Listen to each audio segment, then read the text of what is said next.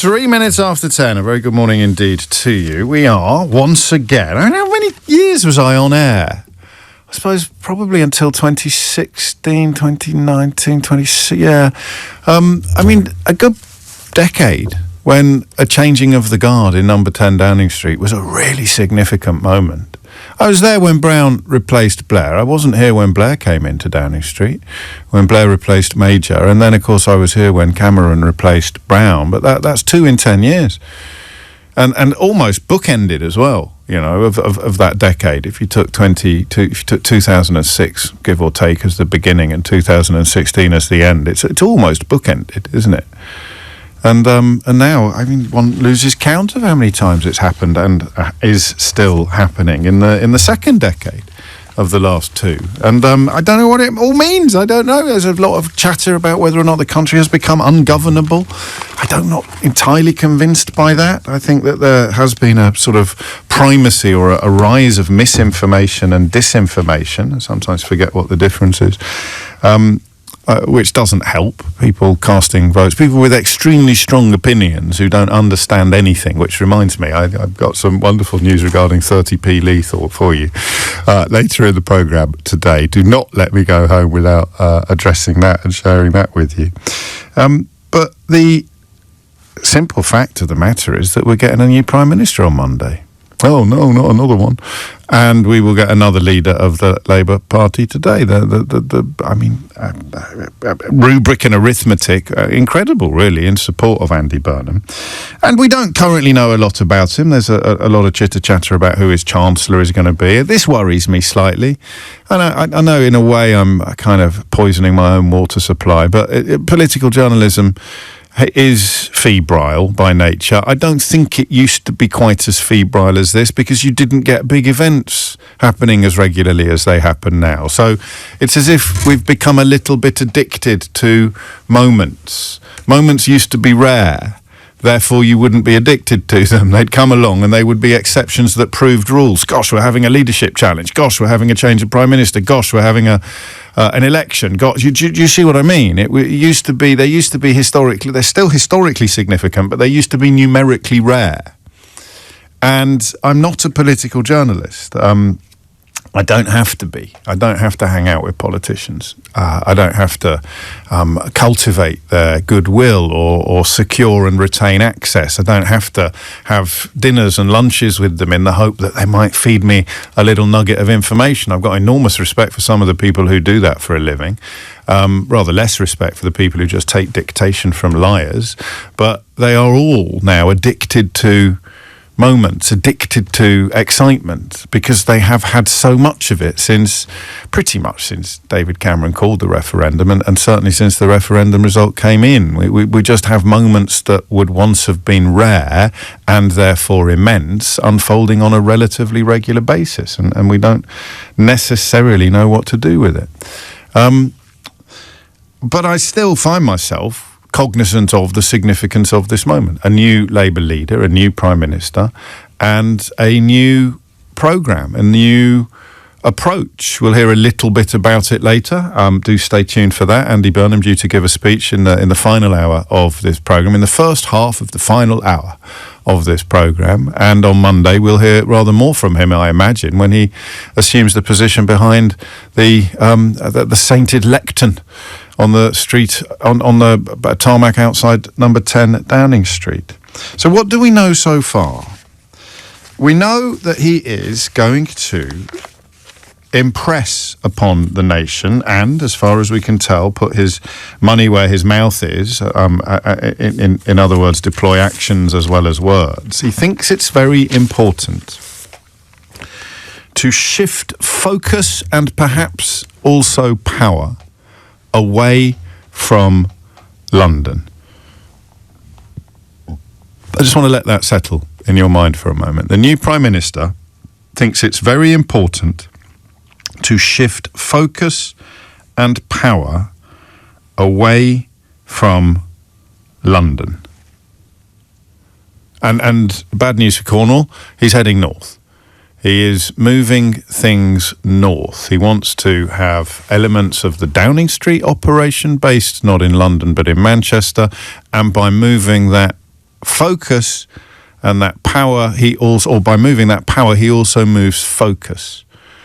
The country is, he would argue, unbalanced, and he is trying to level the scales. I find this utterly fascinating.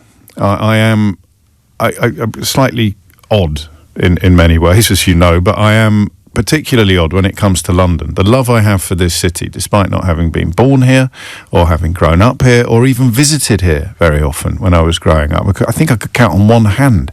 I'll tell you what a rarity it was for us to visit London. I once got stuck in the old-fashioned lifts at Covent Garden. I was so unfamiliar with the way in which they opened and closed. So I was absolutely a country mouse. I was a visitor to London. A lot of the lads I was at school with, albeit that I went to school in North Yorkshire, they lived in London, and that they always seemed quite exotic to me.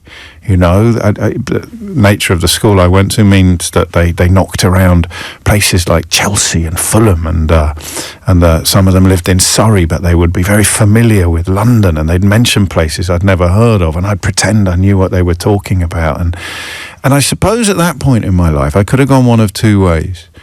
I could either have pressed my face closer to or even harder up against the sweet shop window, looking forward to the day when they let me in and I could fill my boots with aniseed balls and gobstoppers and mojos and cola bottles and live in London. I want to live in London. Or I could have gone the other way, and I could have become a little bit negative about it. I could have used my sense of exclusion and even perhaps alienation as a comfort blanket and decided that I was going to be quite negative about London. I was going to be quite... I don't want to say chippy, but that is the word that popped into my mind, and I would be one of those people. We love that montage, or at least I love that montage of Coronation Street moments when characters announce that they're going to London, and it happens as regularly as clockwork. Another character responds by going, London! And I could have been like that. I remember saying when I was a kid, when I just moved here, 19, 20, I was back in Kidderminster and we were at a family party and I was chatting to some of the people my age and we'd all grown up together and everyone had gone off somewhere and 2 or 3 of us had gone to London and we were probably lauding it a bit over the others about what an amazing city it was and how we'd never leave. And one of their dads got the hump with us. One of the dads of a kid who hadn't gone away to college at all actually was like, it's not the be all and end all, it's not everything, that London, it's not, I think we were probably sounding a bit snobbish. We were probably sounding a little bit, you can forgive a 19-year-old that, I think, but we were probably sounding a little bit precious, a little bit condescending even, perish the thought. And I have a deep love for other parts of this country as well. I mean, my parents both come from Yorkshire. I spent a formative year in Manchester, grew up in the Midlands. I am genuinely, whatever the domestic equivalent of multicultural would be, I really am multi-locational when it comes to my love for this country. I've spent a little bit of time in Scotland when my wife... my then girlfriend, who became my wife, was working out of the Glasgow office, and I used to go and visit her a lot. Deep love for all parts of the United Kingdom, and obviously more love for the bits I know well than I have at the moment for the bits that I don't. Norfolk is very much, as you know, in my heart. I have a very, very colourful palette when it comes to familiarity with and affection for this country. I am not, in terms of activity, I am not London-centric. But I am a London lefty. I think I am a London lefty. I spend a lot of time worrying about people who aren't me or people who aren't like me. I spend a lot of time worrying about inequality and discrimination and racism and these things that are important, paramount important issues, but which do seem to be concentrated sometimes in comfortable metropolitan environments. It's why that silly phrase, metropolitan elites, which is usually used by people who are considerably richer than Yao, or indeed me, that they use it to try and sustain the status quo by persuading people who are victims of financial inequality that the rich people aren't the problem, the poor people who don't look like them are the problem. But there's some truth in the phrase metropolitan elite. If you live in a city and you're comfortably off, your worldview is very different from those who do not live in cities and are perhaps not comfortably off. And that's the weird thing that's happened to the Labour Party in recent years, in that the traditional Labour heartlands of people who don't live in London and who are not the highest earners in the country have been largely lost, and the people who do live in the big cities and who are comfortably off have become the new Labour. Not just New Labour with a capital N and a capital L, but New Labour with a small n and a capital L. And Andy Burnham is going to try to reverse that process. Andy Burnham, by moving power and focus north, is trying to do what he did in the Makerfield by-election. He's trying to recapture old Labour. I don't know what these words mean anymore. I know what they used to mean. I don't know if we can conduct this conversation without falling down the immigration hole and struggling to climb out again, but I'm going to try, because I want to go a little bit deeper than that. I want to look at what it actually means. If, like me, you have a foot in both camps, you have a foot in London and outside London, what do you think of Andy Burnham's? How important is it, do you think, to shift focus and power away from London? Not exclusively. It's not as if London is going to become a political backwater. Parliament ain't going anywhere. But he is attempting to reset what I would have thought was an absolutely baked-in element of British life. And even if you live in Wales or Northern Ireland or Scotland, London is still your capital city as a citizen of the United Kingdom. All roads lead to London. And Andy Burnham wants to change that. Channel 4 have tried, the BBC have tried. Channel 4 moved a lot of its operations to Leeds, but a lot of the key players stayed in London. The BBC moved a lot of its operation to Salford, but a lot of the key players stayed in London, just caught trains and planes to do their jobs and then fly back again, a luxury that's not available to the people who do the proper work, people who put in 8 and 10 hour shifts on a show that only lasts 3 hours while the presenters clear off when it finishes. God, don't you hate those presenters? Aren't they awful? He wants to move it. I've got 2 questions for you, really. How well, actually, I don't even have 2. I think I've only really got 1. It's what do you think of this? How important is it? Because I think I've got Stockholm syndrome. I think I'm so London now, so utterly enamoured of and embedded in this city. I've kind of forgotten what it would be like to still live in Kidderminster. If I had lived in Kidderminster for the last 35 years instead of London, my opinion about what Andy Burnham is doing would be different. If I still lived in Chorlton-cum-Hardy, my opinion of what Andy Burnham is doing would be more important, certainly more interesting. Because at risk of being that condescending 19-year-old again, there's a little bit of me that thinks, oh, come off it. What difference does it make where the focus is? What difference does it make where the power is? We're all in this together, as somebody used to say. What difference does geography make when it comes to government? What difference does geography make? But of course, if you're London, you would say that, you know? It's a bit like having all the biscuits and just promising to share them. So you don't need to worry. I've got all the biscuits. I'm going to share them. No, I want my own biscuits. I want to decide what I'm going to do with my own biscuits. I want a role in the biscuit factory. I want a role in production. It's not good enough to simply say we've got all the biscuits and we'll divvy them out fairly. You've got nothing. There's a fundamental patronising element to some of this, and I'm feeling it. I'm afraid I'm guilty of it. This little sense of, oh, this is London. This is the centre of power. We'll look after, London will look after everybody else. Look at what we do economically. Without London, the country would be a basket case. So get back in your box and just let us get on with doing what we... And that's outrageous. I'm just describing to you honestly, articulating my subconscious biases and prejudices, I suppose. But I want to know what it's like where you are.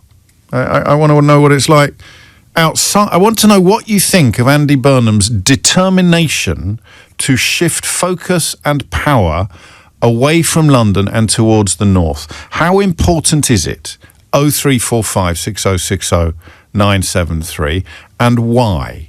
Tell me why you welcome it, or, of course, why you think it's a meaningless gimmick. But I really want to dig into, and I'd like the conversation to be largely positive, because in my bones I know this is a good idea, or at least in my bones I believe this is a really good idea. Make the country feel more homogenous, make the country feel more united, make it feel more committed to common causes rather than focusing everything on London. But is it feasible? Is it authentic? Is it plausible? Is it desirable? You tell me. The number you need is 0345 6060 973. I just want to kind of walk the tightrope between intellect and emotion this morning, because I think what you feel about this is important, but I also want to know what you think about it. I want your reasoning, your critical thinking, and also the contents of your heart. What do we think about Andy Burnham's determination to shift Labour away from the London left and to shift power and focus away from Westminster towards the north? 0345 6060 973 is the number you need. James O'Brien on LBC. Of course, the bit missing from my analysis, or it wasn't really an analysis, was it? It was more a series of questions. The bit missing is explain to somebody in the southeast, explain to somebody in the M25 why this is important. Because that's missing from the jigsaw at the moment. Patrick Maguire's written a great piece in the Times today under the headline "Burnham shifts Labour from London left," and I kind of understand why that bit is important, for the reasons I tried to explain at the outset about the shift in the meaning of the Labour vote, the identity of the Labour vote. But if you're like the cast of Coronation Street, whenever one of their number announces that they're moving to London, you're completely out of the ecosystem of the capital. Why is it important to shift focus, to recalibrate, to rebalance? Why? Because it's hard sometimes to grasp the importance of something that doesn't really affect you. That's what I want to try and do today. Unless, of course, you think it's all ridiculous and gimmicky and not important at all, in which case the number remains the same, 0345 6060 973. Alan is in Prestwich. Alan, what have you got? Morning, James. Hello, mate.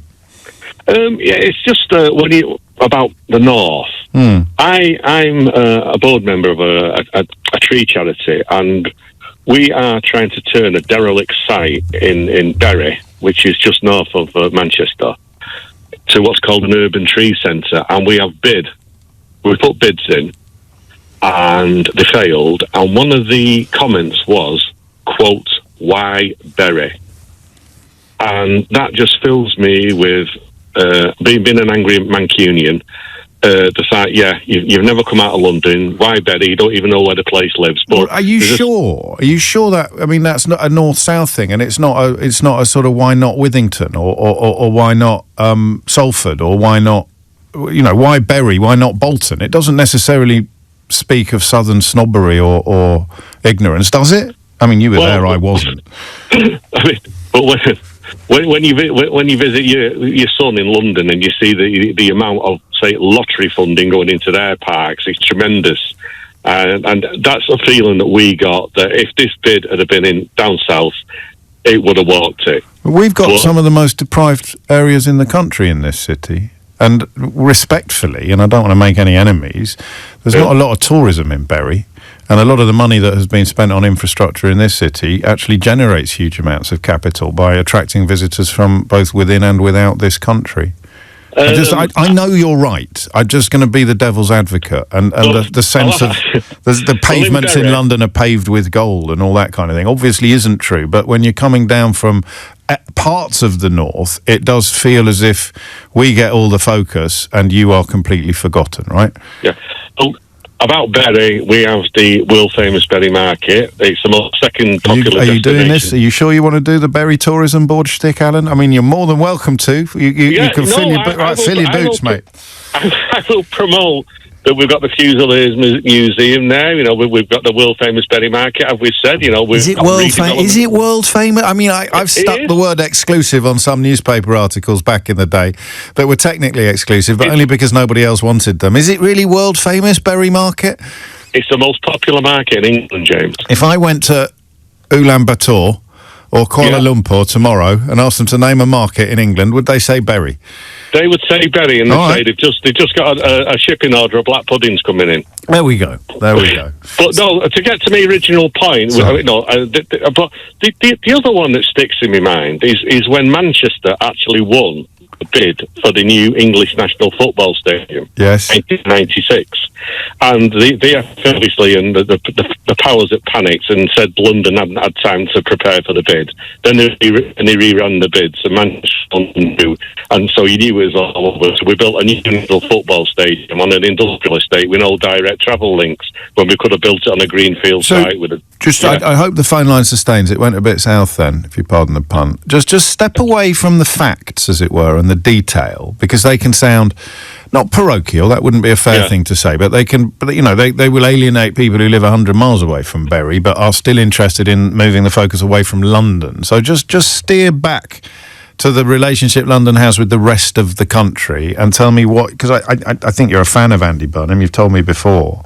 So try not to just be warm about this because you're warm about him.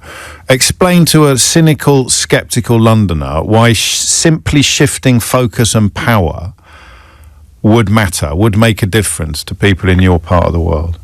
Because we believe that everything is London-centric, James. The civil servants who run a lot of the departments never get North or Watford Gap. They probably not the North exist. But what difference would it make if they did? What difference would it make? I mean, it might just be vibes and feelings, which are really, really important. But would it make a substantive difference? I honestly think it would. You see what Scouts like, what Manx are like. I've lost the line, and that is it. I mean, Alan has set it up perfectly in a way. Because that's what I was trying and probably failing to articulate as someone who grew up very much outside London, real face up against the sweet shop window. But I've been living in the sweet shop for 35 years. What does it look like to the rest of the country? What do we look like to the rest of the country? And why does Andy Burnham's determination to shift focus and therefore power, or power and therefore focus, away from the capital city towards the regions? Because as a couple of you have reminded me, it's not just the north that will benefit from this. He is committed to move. So what? Should we do that as well? Because I keep saying focus and power. Do you know why I keep saying focus and power? Because I don't have meaningful words to use in place of focus and power. They're kind of abstract, right? Focus and power. What are we going to do? We've got to move focus. We've got to move power. We've got to shift focus. We've got to shift power. Alan's put a little bit of flesh on the bones. We've got to move civil servants. I mean, what does that mean? The passport office isn't in London. There's loads of big civil service operations that aren't based in London. The actual machinery of government, the government departments are based in London. I don't know, honestly, what difference it would make substantively to move them to Abu Dhabi or to stick them all in Salford, but maybe I'm suffering from Stockholm Syndrome. Maybe it's my fault. What would we actually move and why? And what do you think about Andy Burnham's clear determination to recalibrate, to rebalance, to reset? He's trying to balance scales that have been rendered incredibly unbalanced pretty much since the dawn of this nation. The reason why Neolithic communities settled upon the banks of the Thames is the same reason why London today is the capital city of these islands. And Andy Burnham doesn't want to change that or denude London. He just wants to sort of share it out more, if you like. And I want to know, A, why it's important, why it matters, and B, I suppose whether or not it's going to work. We'll go to Nottingham and Bristol next, so don't feel excluded from this if you're in London, but I would like people who are not in or from London to explain to the cynical, world-weary Cockney why this matters, because she doesn't think it matters at all. Look, the government's government, doesn't matter where it is. It's like the argument about working from home. Does it matter whether you're in the office or at home? As long as you can do the job. Does it matter whether you're in Manchester or Marylebone? As long as you can do the job. How do you undo that? How do you address that sort of cynicism or scepticism? It's 10:30, and Dominic Ellis is here with your headlines. James O'Brien on LBC. 33 minutes after 10. What does that mean? The book that he wrote with Steve Rotherham talks about how surprised he was when he got to Westminster and realised, not that he said this at the time, I don't believe, but realised that money was being given to communities that didn't really need it. Oh, who just got a little flashback to Rishi Sunak in Tunbridge Wells, promising to take money away from poor communities and give more to Tunbridge Wells. And that must be part of it. But what does it mean in real terms? To move power to the regions. What does it actually mean? Do you know? Does it matter? Is it vibes? Is it feelings? And moving away from London, moving things away from London. Why do you welcome or not welcome that ambition? Andy Burnham knows better, writes Steve, than to come to London and unpack. Moving power to the north creates an expectation that is where power will reside in the future, and that is handy if you're a Northern MP. Johnny, meanwhile, suggests he is, and I quote, rearranging the deck chairs on the Titanic. Morning, James, says Robert. Andy Burnham's idea is one of the smartest ideas to come from a politician in a very long time. Westminster buildings are way past their sell-by date. Decisions are far too London-centric, with everything north seen as secondary, except for weapons or nuclear dumps, etc. The entire government should be relocated out of London and moved north, but not Manchester or Birmingham. A 21st century facility for government that's designed specifically for the purpose is step one. I quite like the idea of that. We've just refurbished this building and it's like walking into the Starship Enterprise when you come in downstairs. I've spent 10 minutes yesterday looking for the holodeck. It's absolutely magnificent, and it matters, actually. My friend Emma always describes Westminster as a grown-up Hogwarts, and it is. It creates this ludicrous sense of entitlement among the people who work through the door, and you're steeped in history rather than steeped in public service or public duty. James, he doesn't want to shift power solely to the regions, to the north. He wants to shift to the regions. You're absolutely right, Andy. I have corrected that since you sent it. And James writes, I'm a Hammersmith-born Londoner, ended up living in the north. There are people here in Scarborough who literally think London is a different country. That's how far removed it is from many people. To which the obvious response is, will shifting things change that? Will it actually somehow draw the country together or change the dynamics of the domestic dynamics in any way? Kath's in Nottingham. Kath, what would you like to say? Well, I grew up in the northeast, lived in Liverpool, and I've lived for the last 35 years in the Midlands. And in all those places, all the time I've lived there, industries have been closing, factories have been closing, and the industry has been declining. Same here, though. And I think we've lost most of our car plants, Dagenham. It's not. I know that we didn't have steelworks and coal mines and things like that, but London was a manufacturing mecca and isn't really anymore. I think more new jobs have come to London, the kind of financial and service jobs. Yes. I think unless you're in those areas, based in those areas, living in those areas and see it every day, you're not likely to give it the importance that you would, if you're an MP who's grown up there, or your office is based in Leeds. I don't see why it has to be Manchester. I would have gone to Leeds, a bit further north. But it's not just a matter of power and focus. I think with that power and focus being more concentrated in the north and the Midlands would come resources, and it's the resources that really matter. I think you're right. I did it. You've just reminded me of something. Forgive me for being too self-referential, but I did an interview with the Yorkshire Post last month because I'm doing a gig in Leeds in October, and I have family connections there. And I said something that hadn't properly occurred to me before. I said, if Parliament was in Leeds, or if more focus was in Leeds specifically, or you could have picked other northern cities, then the entire conversation about HS2 would have been completely different. That was going to be my main example. No way. Is No way. Rail Great Network. minds, Kath. Great minds.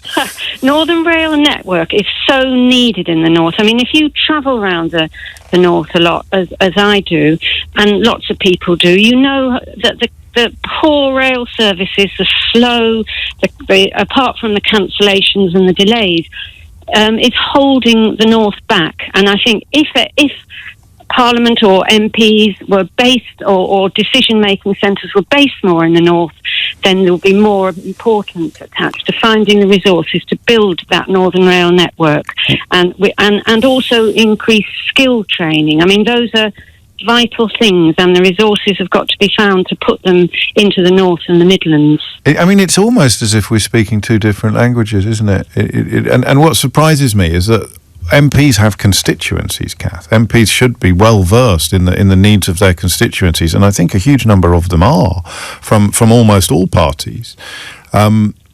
Obviously, the politicians who skip 77 out of 77 votes, probably not necessarily prioritising the concerns of their constituents, but the massive, massive majority of MPs really care about their constituents, and yet we're all talking as if they fail utterly to resonate or register once they get to Westminster. It's almost as if they lose something when they get off the station at Euston or King's Cross.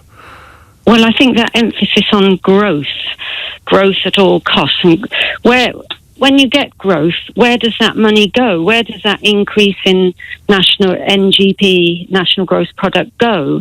Does it all go into London or into the pockets of financial traders? That's a good the point. Growth doesn't necessarily move any of that money whatsoever up into the northwest, the northeast. And finally, what about the vibes? So the person who feels, and our messenger a moment ago referenced Scarborough as a place where London feels like a completely different country. Is there anything politicians can do that would reduce that sense of being left out and left behind? I mean, if you open a government department in the middle of Pudsey, is it really going to make people in Yorkshire feel more engaged, more represented?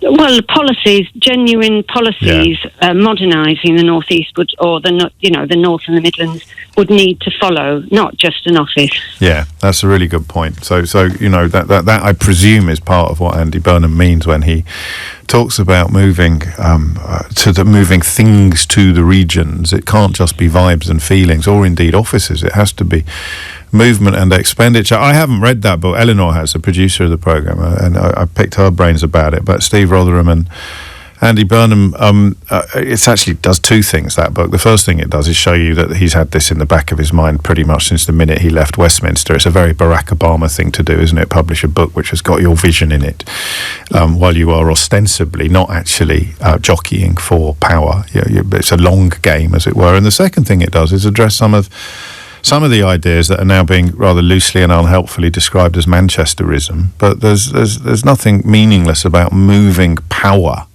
decision-making and expenditure, as Kath reminds us, out of London. I just wonder at the moment exactly what it would look like.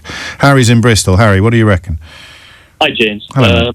I wanted to talk a bit about, I think Andy Burnham touched on this in his speech a few weeks back, in that London being the absolute economic, political centre, and how centralised it is right now isn't desirable for the country or for Londoners. Why not? So I think the example I wanted to set, you have a lot of inflow from people outside of London into London for work, because that's where the economic activity is. I think that's a double whammy. You're increasing the housing pressure on London, which we know is bad already. But you also systematically, over time, you destroy these support networks. People who can't move to London because they've got family members who are ill or need support, they're stuck. There's no work for them. And then people who can move to London, they break apart their support networks, and their parents, can't get help. Their friends don't have things like free babysitting, to use a contrived example. I think. How would we change that? I mean, I'm not expecting you to come up with a completely comprehensive and airtight, but I mean, just give me some headlines. Because I mean, you're very persuasive, and what you say feels right. But how would we change that? That's right. But I think the thing here, what I really want to see from Burnham is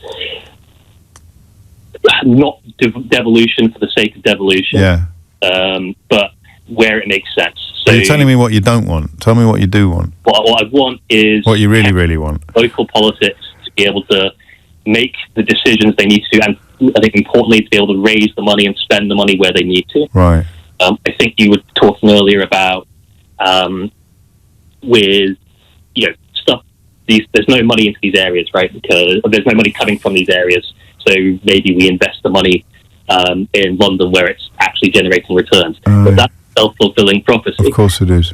If there's no ability for councils to raise the money because 80% of their council tax spend is on statutory spending like social care, adult child social care, they can't invest any money into fixing up a dilapidated area that then can serve as a hub for economic activity. When you have that economic activity, that generates cultural activity, which makes everywhere else, reduces the London monopoly on, I don't want to move out of London because there's nothing going on in the rest of the country. It's because there's no economic activity, which begets everything else. It does. I mean, have you got a kind of beyond personal interest in this? I don't want to sound patronising, but you're incredibly informed. That's a really, really smart analysis of the situation. Are you just an enthusiastic amateur, or do you have a professional interest in this stuff? An enthusiastic amateur, I'd say. Wow. Well, more Harry. We need a lot more of Harry. And I was a bit unfair to Alan then, wasn't I, up in Prestwich when he was talking about Bury Market, because what he was touching on was the idea, and his tree project. What he was touching on is the idea of people sitting behind a desk in London making decisions about places like Bristol or Bury and sundry other British towns and cities that begin with B, without actually having the simple local knowledge that they need to understand the impacts of the decisions that they're making. Yeah.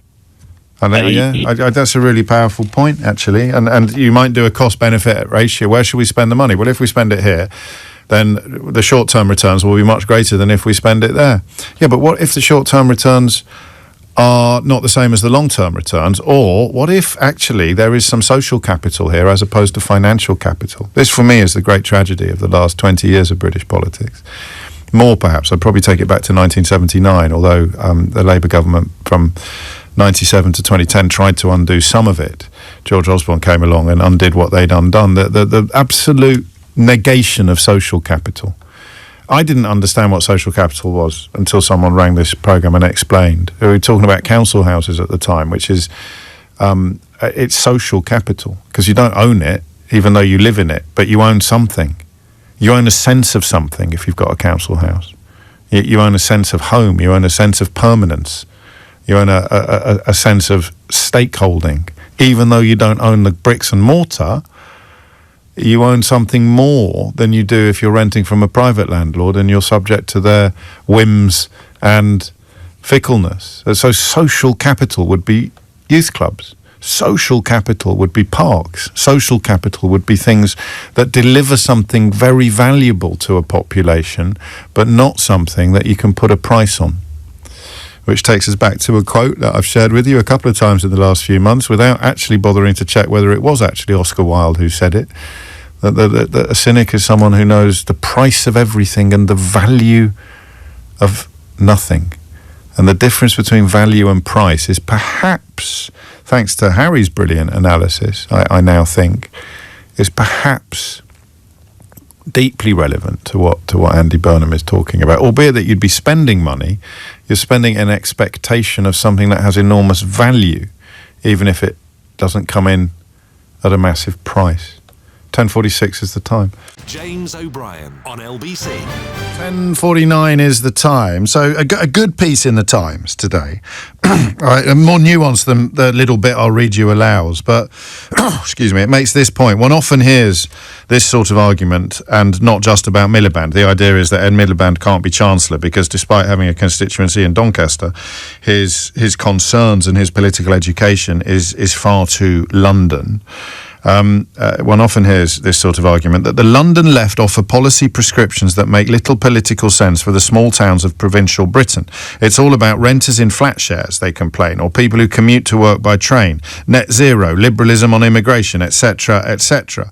To all of that, influential members of Labour's northern set would say basically nobody cares. The music that you constantly play, as the old Smiths record goes, says nothing to me about my life, which, as Patrick Maguire goes on to point out, is reductivist and simplistic, but not entirely without merit. I suppose that the popular culture equivalent of that rather academic analysis would sound a lot like this. I'm on my way to London. London? She's on her way to London. London? I'll go to London this afternoon. I'll be out your hair then. London? University College London. London? We're going to London. London? Going where? London. London? I might give London a go. London? No, she's... I've been banging on the Barlow's door for ages. There's no answer. No, she's in London. London? I'm staying here a few days, then I'm moving to London. I've got a job interview on Monday. London? Yeah, the money's great, but it's in London. London? Bethany's back from London. London? London? Why are you saying it like that? Why are you saying it like that? 0345 6060 973. Andy's in Hull. Andy, what would you like to say? Well, it's three things now. I thought of another one after while waiting. So the first would be, is it a good thing? Yes.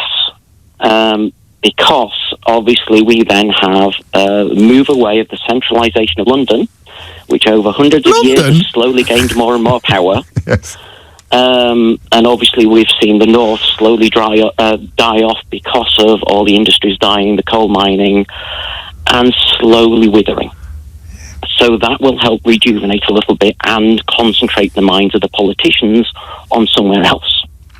I think you're right. I mean, whether or not it leads to the kind of improvements and change that we all want to see is for the time being moot, because your analysis thus far is correct. That would be the intention and that would be the hope.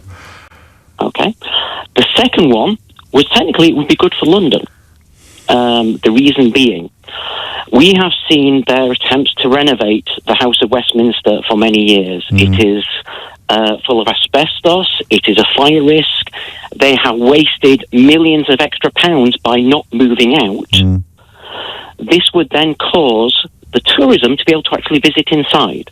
This would cause our cinema and TV industries to be able to actually use it as a set. And so we'd use it as a sort of theme park instead of as a legislature. Yes. The same way we can sort of like have people visit the palace, we can actually have them go inside, maybe sit, maybe explain to the history of our children, and go and say, you can sit there, you can act there, you can try and vote. Huge. It'd be I think it'd be a massive tourist attraction. It would probably pay for itself eventually as well. So where would you put Parliament? I would put it somewhere other than Manchester. The reason being... Yeah, where? Not where wouldn't you put it? Where would you put it? Hull? Well, I see Manchester as more the London of the North. Yes, fair enough. Effectively, it's got the most money, it's got the most vibrancy, it's got everything just about any other city doesn't have up here. It would be like London. I would say it needs to be somewhere else like Hull or Bradford that needs the rejuvenation. See, I don't think you think it's going to happen either. But it actually the pull of Westminster, the idea of people, I don't know what you want to call them, reactionaries or traditionalists, or just sitting there now having conniptions at the very thought of Parliament no longer being Parliament. You know, the Pugin architecture being handed over to grubby-faced tourists rather than... I think it's all vibes.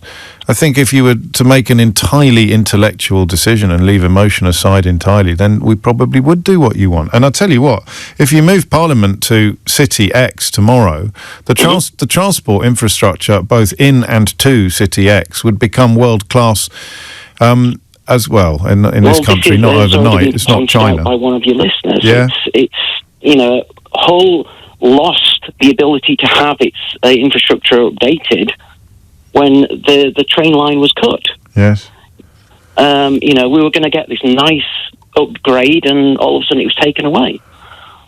It is the Northern Rail Network decided and cancelled by people who are London-based or London-centric. I know Rishi Sunak has a constituency in Yorkshire, but I mean, he looks London, doesn't he? That is actually, in retrospect, I wish I'd been a little bit more on it at the time. It is extraordinary, isn't it, that these decisions were made from an incredibly London perspective to the exclusion of almost all the voices of the people who would be most affected by the infrastructure. Yeah, I mean, if you just look at trying to get from Hull to Scarborough, for example, it's like every hour.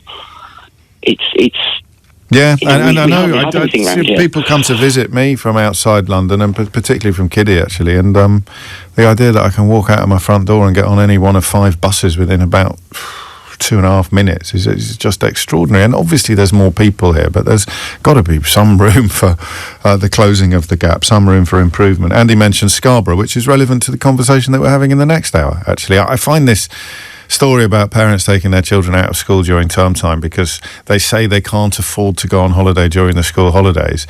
They're not telling the truth. You are not telling. You can afford to go on holiday during the school holidays. You just can't afford to go on the holiday that you can't afford, which is why we ended up in Scarborough quite a lot when I was a kid. If my parents had taken me out of school, I'm sure we could have gone somewhere more expensive because it would have cost a lot less during term time. I just find it extraordinary that we have fevered conversations about why certain demographics are doing poorly in school, and then in the next breath we'll be defending their parents' right to take them out of school to go to Magaluf for a week. We're getting onto that in the next hour, though. And, of course, it wasn't Scarborough that we used to go to. It was Filey, which is even less glamorous. Steve's in Marlow. Steve, what would you like to say? Oh, yeah, James. So growing up in the 70s and 80s with the change in industrialisation in the UK, yes. I think the North was disproportionately affected just because of the nature of the heavy industry. But sure. So government made centralised decisions, probably quite rightly, to shut down mining, shut down steel towns. But it then did nothing, and I think it had a duty of care to recognise the impact it would have on those towns, ripping the heart out of them. And I don't think it did very much at all to then regenerate. Now, those places have, over a long term, started to do that themselves. What would it look like, though? What Andy Burnham, we may find out later, we may find out on Monday, we may find out before Christmas, we may never really find out. What would meaningful policies look like in terms of fixing some of the malaise that you describe? It's not so much the malaise, James. I think it's the empowerment. So, for instance, Blackpool, for a variety of reasons, didn't get its super casino. I think if they were empowered with that decision-making process themselves. Yeah, exactly right. I mean, Blackpool, bless it, is lovely, but it is a bit tired, and it needs something to give it a boost again. It's not going to be mining or heavy industry, but I think in a controlled way, and gambling is a different world, of course, but in a controlled way, a super casino there could do something to help get that place.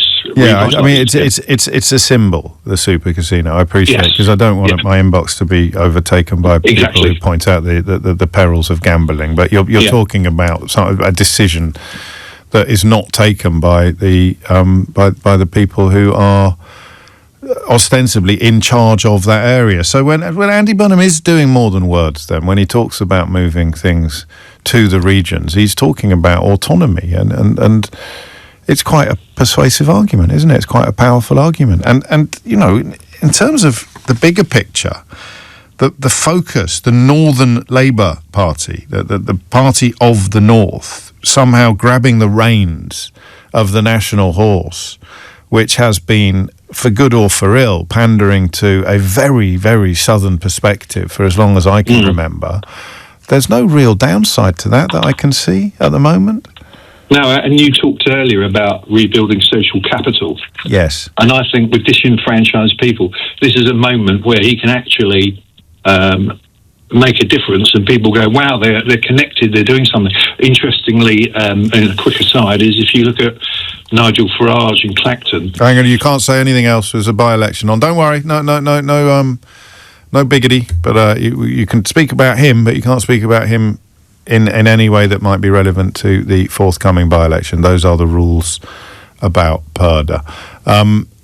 So don't worry, I got there in time. And I will be talking about Nigel Farage later in the programme, and indeed about 30p Lee, because, I don't want to spoil the surprise for you, but it's safe to say that they seem to have discovered an antipathy towards free speech. They seem to have discovered an objection to people having a little bit of fun at their expense or sharing hearty words.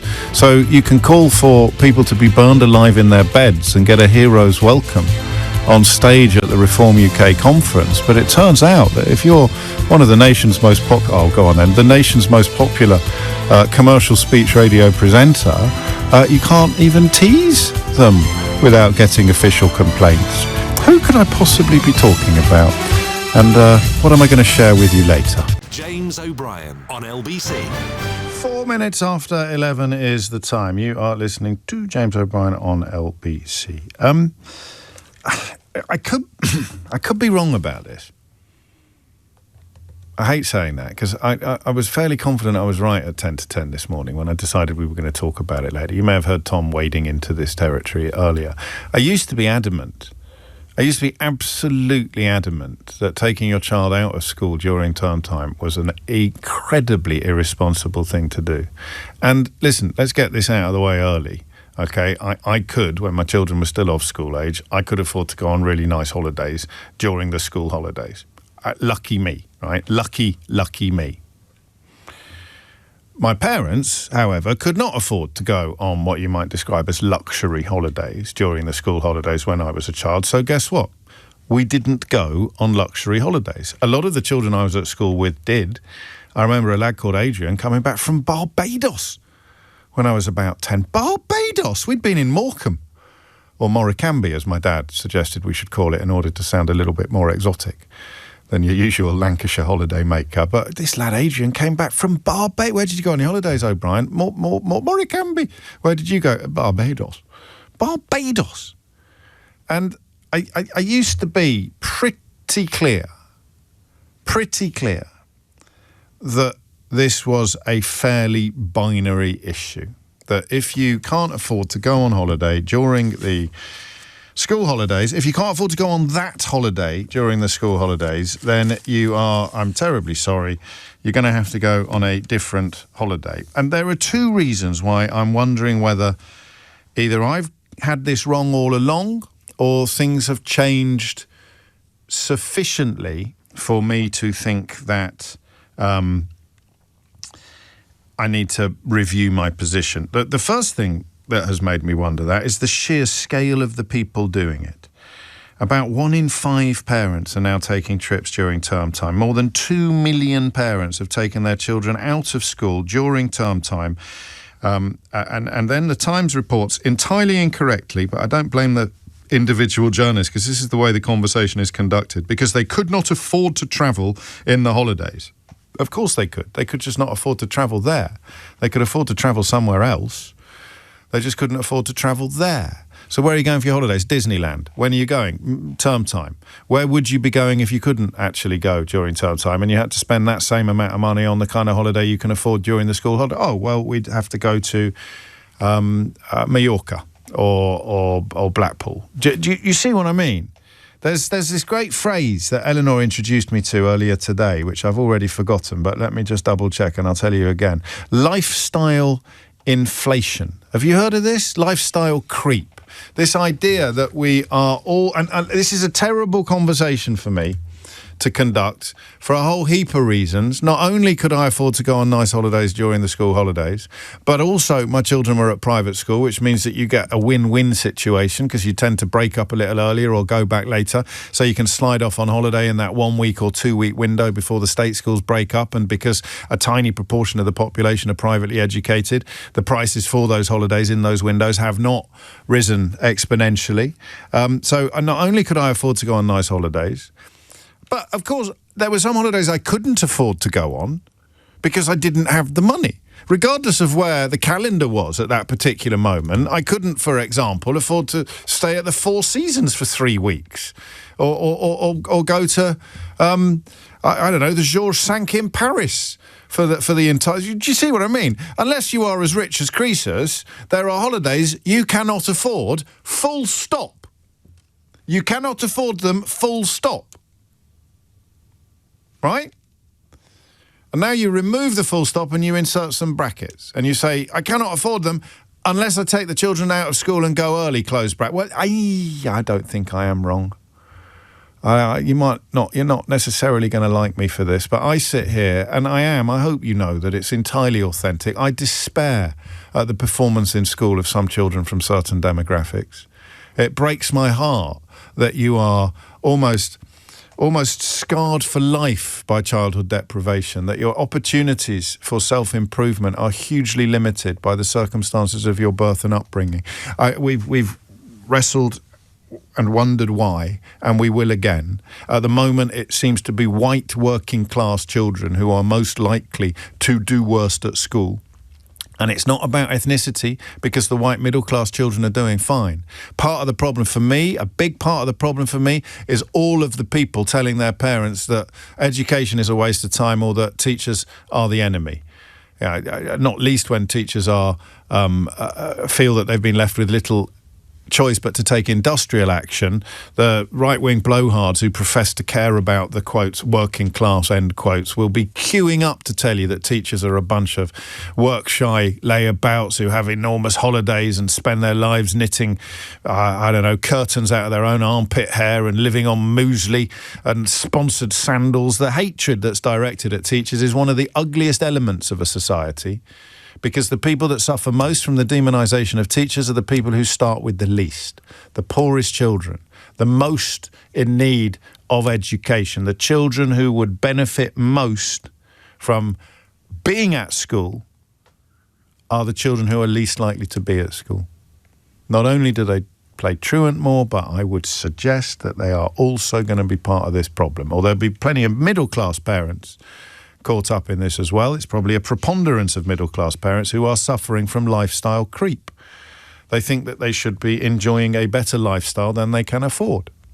They think that their discretionary income, if you like, is not the measure by which they decide what holidays they can afford to go on. They decide what holidays they can afford to go on according to cheating and Instagram.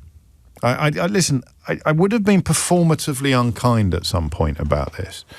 I was very, very worried when I started therapy and discovered that some of the things that I'd done over the years on this programme had been mean and cruel, particularly with regard to obesity, actually, and tattoos and some other issues as well. But on this one, I think back in the day, I would have become a bit theatrical at this point, and I would have hoped, amusingly rude. I'm not like that anymore. The reason I worried when I started therapy was because I thought perhaps that's why you were tuning in. And if I stopped being that person, then you might not tune in anymore. You might not enjoy the show as much as you did when I'd give people a largely undeserved but essentially light-hearted kicking. I'm not doing that today, but I do think that you've got your priorities horribly wrong if you're taking your child out of school to go on holiday. I really do. There'll be some exceptions, military families. Of course there will. People who truly can't afford to stay in a caravan in Filey for a few days unless they go just before school breaks up, and it's a choice between that holiday or no holiday. I understand all of that, but if you care about education, then you can't care more about your holiday, can you? What's it like from the classroom's perspective? If teachers want to queue up to tell me that the problem is nowhere near as acute as I think it is, then I will change my mind. And genuinely, when I saw that figure today, 2 million parents are doing it. Am I the baddie? Am I the one that's getting this wrong? If 2 million parents are doing it, maybe I need to review my position. Nearly a quarter of parents in households earning more than £100,000 a year said that they had taken a child out of school to reduce costs. Hey, lads, if you're earning more than £100,000 a year, guess what? You can afford to go on holiday. You just can't afford to go on that holiday. Where did you go when you were a kid? I'll tell you what we did. And remember, my dad was paying a king's ransom to send me to public school and prep school, and my sister went to private school as well. Here are some of the holidays we went on. I think before I started it, so I was a tiny baby, I think. We went to Morecambe a lot. We went there when I was 7 or 8 years old, my first year at prep school. We went to Morecambe in Lancashire for a holiday. I think we stayed half board in a boarding house. Do you remember coming downstairs in boarding houses in English seaside resorts? There's one memory I have, the sound of the landlady scraping the carbon off burnt toast before bringing it in to the dining room for breakfast. So we were an aspirational middle-class family. My father was a Daily Telegraph journalist, and we went on holiday to a boarding house in Morecambe. I'm not going to lie to you. I love my parents. I'm very grateful for all the sacrifices they made on my behalf. That is not one of my happiest memories. Another year, my great-uncle John, on my dad's side, had a little cottage in Filey that had not been updated since before the Second World War. The only thing that had changed was the meter into which you could now put modern 5p pieces as opposed to the pre-decimalised coins that you needed to feed the electricity meter when my dad went there as a kid. This is not the Four Yorkshiremen episode of Monty Python. I had an incredibly privileged childhood. Not near as privileged as some people, but considerably more privileged than most. We were comfortable, we were happy, we were warm, and we went to expensive schools. But we did not go on expensive holidays, ever. Foreign holidays, are you ready? A caravan in Benidorm, in Brittany, a Euro camp. Do you remember? You'd get the GB sign for the back of the car. We'd stick it on the back of Dad's Morris Marina, possibly a Morris Ital by that point. Company car, see, privileged. You stick it on the back and we drive to a static caravan on a massive campsite in Brittany. And that is a really happy memory. Because the kids ran wild. We all made friends with the kids in next door's caravan from all sort of walks of life and backgrounds, and we had an incredible fortnight there. Absolutely wonderful. That is a really, really happy memory. But it wasn't Barbados. It wasn't a boutique hotel in San Antonio. It was not expensive. It was about as cheap as they could get away with for a day. And we didn't even do that every summer. Some summers we didn't go on holiday at all. Now, listen, I'm owning my privilege. I'm violently owning my privilege because I am not pretending for a moment that I was denied anything by not going on these holidays. I'm simply using my own personal experience to point out, A, that you can afford to go on holiday. You just can't afford to go on that holiday. And B, a holiday is not a human right. Sometimes you just can't afford things. And that is a lesson that perhaps is not being learned on anything like the scale that it should be by not children, but the parents of those children. First time I ever went on a plane, I was 11 years old, and a friend of mine at one of my posh schools, his family had an apartment in Mallorca. And I flew to Mallorca for a holiday living in their flat. That was the first time. I don't think I went on a plane again until I was... Can that be true? I don't think I went on a plane again until I was 18. Can that be true? I think it is. I had a Greek girlfriend at university. I went to see her in Greece. But that can't be true, can it? I didn't go on an aeroplane between the ages of 0 and 11 and 11 and 18. But the point I'm making is even from a background of privilege and comparative comfort, fancy holidays were things that we could not afford. And they still are. They still are things that you can't afford. So why are you going on them? And taking your children out of school to do it. I've talked myself back round again.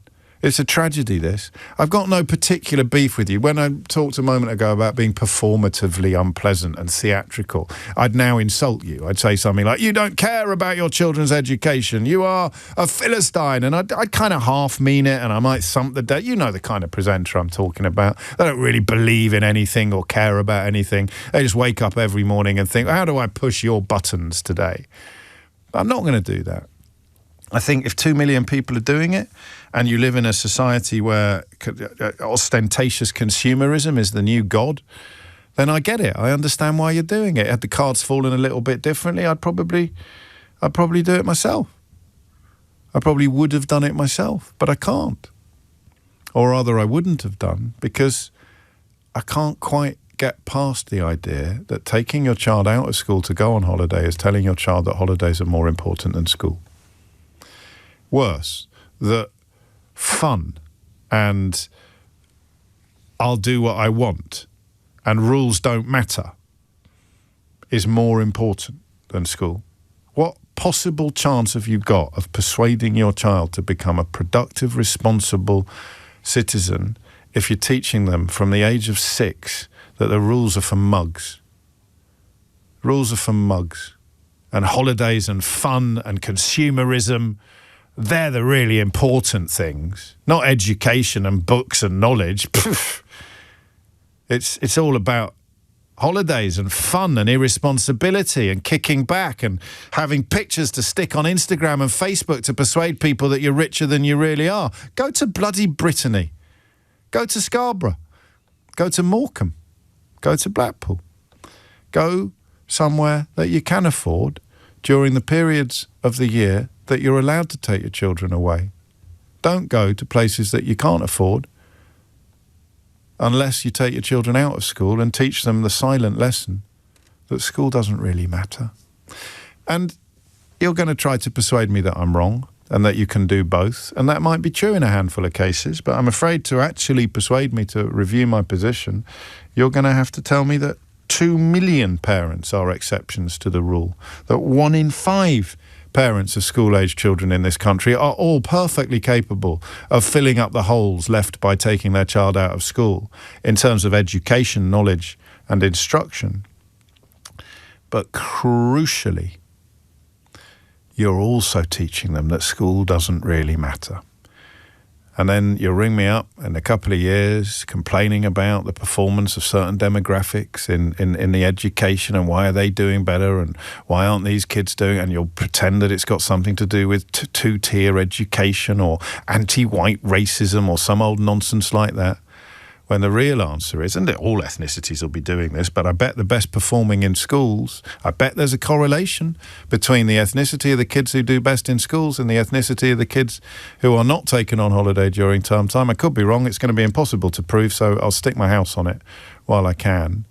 Either you teach your children that the most important thing they can do during their schooling years is schooling, or you teach them that it's holidays. 0345 6060 973. Who else is thinking of the lad whose dad used to tell them he was taking them to France for the day and he took them to the island? Was it the Isle of Sheppey? Because you get on a boat. You just tell them they're young. They don't know. We're going to France. Oh, that's so exciting. And he took them to the Isle of Sheppey. It was one of the best calls we've taken this year. Speaking of the best calls we've ever taken, I was at the Streets concert in Alexandra Palace last night. Beautiful gig, absolutely legendary gig. I've been to 2 gigs this year that are among the best I've ever been to in my life, and that was one of them. But a lovely young, I say young, he was about 40, a lad called Ollie came up, and sometimes people bump into me in public, and I can't quite believe how excited they are to see me. But he was, and he remembered, he couldn't help himself saying the best call that we'd ever taken on the programme, and it was probably the one that I would also put up there as the funniest ever. I wonder if you can guess what it is, or whether or not you want to just text me a quick message about it. Was the Woolwich Ferry, wasn't it, that caller was, just from about a month and a half ago.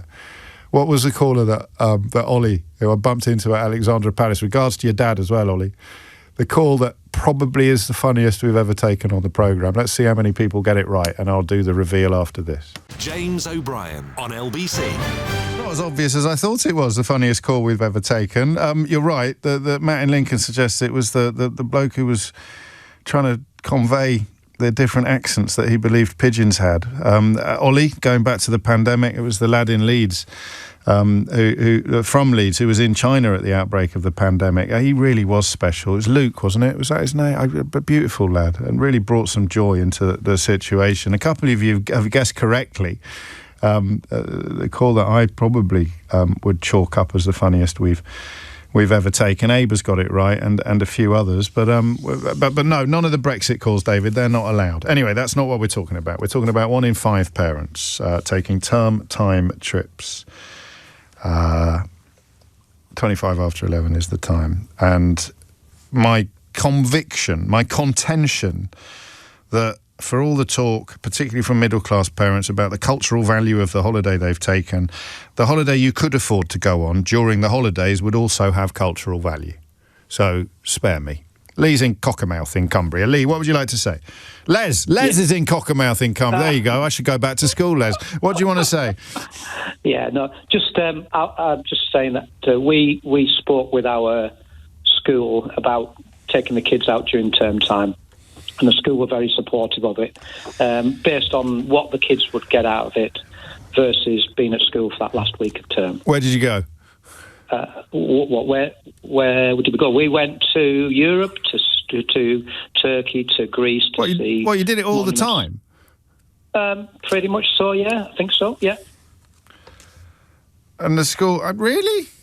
Yeah, well, I'd helped out a lot at school. I was part of the community at school, and it was saying, well, this is what I'm putting on the table to the school, the head teacher, and they were going, yeah, we can see what you're doing there. You're going to take them on an educational type trip. Do you know what? I mean, this is a bit awkward for me. I mean, I believe you, but I also, at the same time, somehow don't believe you. Yeah, well, we've spent a pretty parallel life with a group in North Yorkshire. My dad had a marina, and we went to Farley and Morecambe, so I can't be telling lies, can I? Well, that's very true. Yeah. No, you never. Yeah. But why couldn't you go to Farley and Morecambe with your kids? Well, we've taken them there also because it's the best cultural trip they'll ever have. But you could afford that during the school, was it? And it was for financial reasons, because I mean, you're teaching your kids that holidays are more important than school. Yeah. No, it wasn't that. It was probably a better holiday for the kids because we could go outside term time, more educational, more interesting. Because I mean, I guess there's people who've got enough money. We could have gone in the term time or not in term time, but we get, like you said, we get a better holiday for the kids. You get a holiday. You get a holiday you can't afford. I mean, I think I might report that teacher if you leave his details with the switchboard. I'm going to report that teacher to Ofsted. Absolutely outrageous behaviour, encouraging parents to teach their children that holidays are more important than schooling. Les, mind how you go. 28 minutes after 11 is the time. Speaking of Ofsted, sounds a bit like Ofcom, doesn't it? Don't let me go home without telling you the story, the latest news from the front line of the free speech warriors, like 30p Lee Anderson. Peter's in Glasgow. Peter, what would you like to say? Hi, good morning, James. How are you? I'm all right, mate. What's on your mind? So I've got 3 points, but first of all, I think that you're on a bit of a wind-up this morning. I'm not entirely convinced that you believe the words that are coming out of your mouth. Yeah, I did go to great pains to explain why I'm not on a wind-up, and I think I managed to step back from doing that sort of performative obnoxiousness that I would have done once, and using words like Philistine. But you are, if you do this regularly, you are making a teacher's life harder, and you are, on some level, subconsciously telling your child that holidays and actually ostentatious consumption is more important than education. Okay, well, hopefully I'll cover some of that, but I'll be very interested to see what your opinion is at the end of the show, so we'll wait out for that. Anyway, so 3 points. First of all, I think the price increase over the holiday period is absolutely scandalous. I think there's too many people, too many companies that are just purely profiteering from the limited term time. Yeah, I mean, lots of people couldn't afford Oasis tickets because of the way that they priced them and the way that the prices went up. Exact same situation. Yeah, but it doesn't justify teaching your children that it's okay to steal tickets or teaching your children that going to a concert is more important than going to school. It's unfair and it's unlucky, but it's not an answer to the question of why you would take your children out of school to go on a holiday that you can't afford to go on. Full stop. Okay, yeah, no, I appreciate that, but and also accept the fact that I'm in Scotland. We don't have the same term time as England.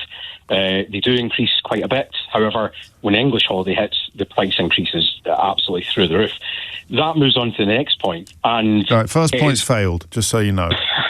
So, second point is, if you speak to any adult round about our age or whatever, and you ask them what are some of your fondest memories, most likely they'll talk about holiday times when they're abroad with their family on big adventure holidays. Not me. As opposed to sitting there and saying, I remember this one time in school just before the summer holidays when we sat through a great lesson. I've never heard anybody say that. They were the best bits. The best bits of your school days were the bits towards the end of term when things were all a little bit more relaxed. And you might have a point if we're talking about half a day or a day, but you're talking about a week or a week and a half. And the teachers are trying to teach these children that education is really important, and you're teaching them it's more important to go to Disneyland. Well, that brings me on to a third point. Right, second point failed. Carry on. So, again, I accept the fact education is absolutely important, and it does vary depending on the year. And but hang on a minute. No, stage I go back to point 2. You can still go on holiday. You're just going on a holiday you can afford. You're not going on a holiday that you can't afford. It's not as if you don't go on holiday during term time, you're going to spend the entire summer shelling peas. You're just going to go somewhere cheaper. But more people would be able to afford it if... Yeah, but I'm talking about you now. You can afford to go on a cheaper holiday during the actual school holidays. Yes, absolutely. Exactly. Yeah, so you're totally still going to have lovely memories. Ha-ha! Second point failed twice. Next. So the third point is, and this is particular to my child's school, in primary school as opposed to secondary, except, you get exams and all the rest of it later on.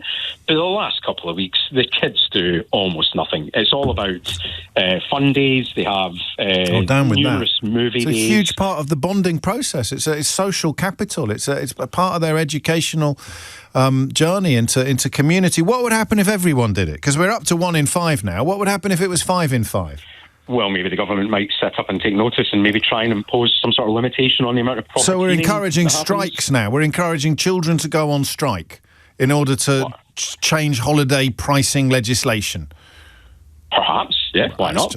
Point 3 has also failed. It's 11:32. You're listening to James O'Brien on LBC. I'm not on a winder. I possibly am being a little bit provocative, but I hope not in a performative or obnoxious way. I really mean it. But at the same time, all the parents I'm going to speak to are going to sound persuasive. That's why the rules should be more stringently enforced, because the thing you can't get past is the entitlement. It's fine for me to do it, but obviously it would be awful if everybody did. So why is it fine for you to do it if it would be awful if everybody did? Here's Dominic Ellis with the headlines. James O'Brien on LBC.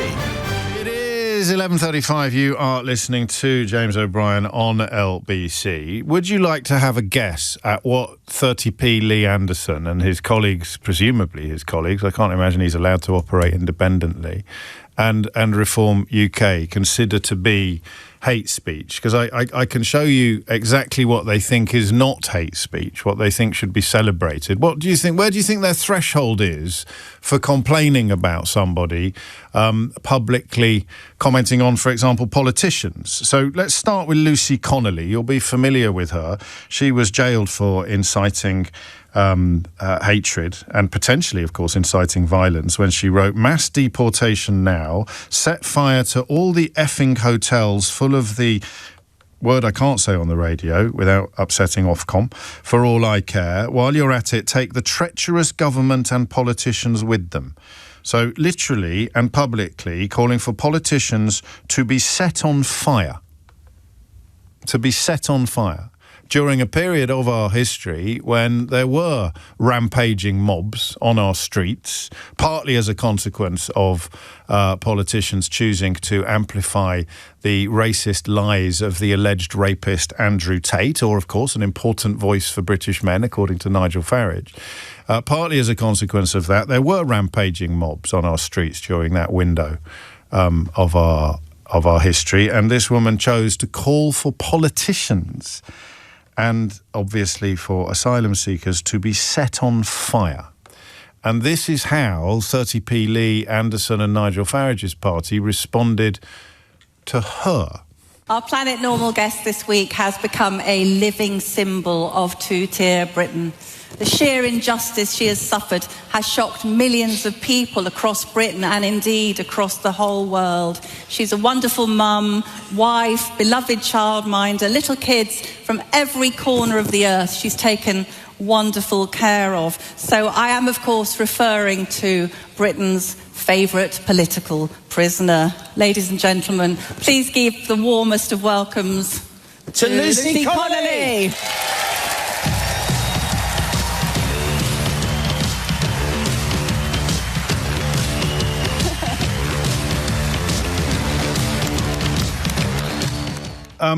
So that is behaviour that gets celebrated. You get a hero's welcome. You get treated like an X Factor winner if you call for politicians to be set on fire.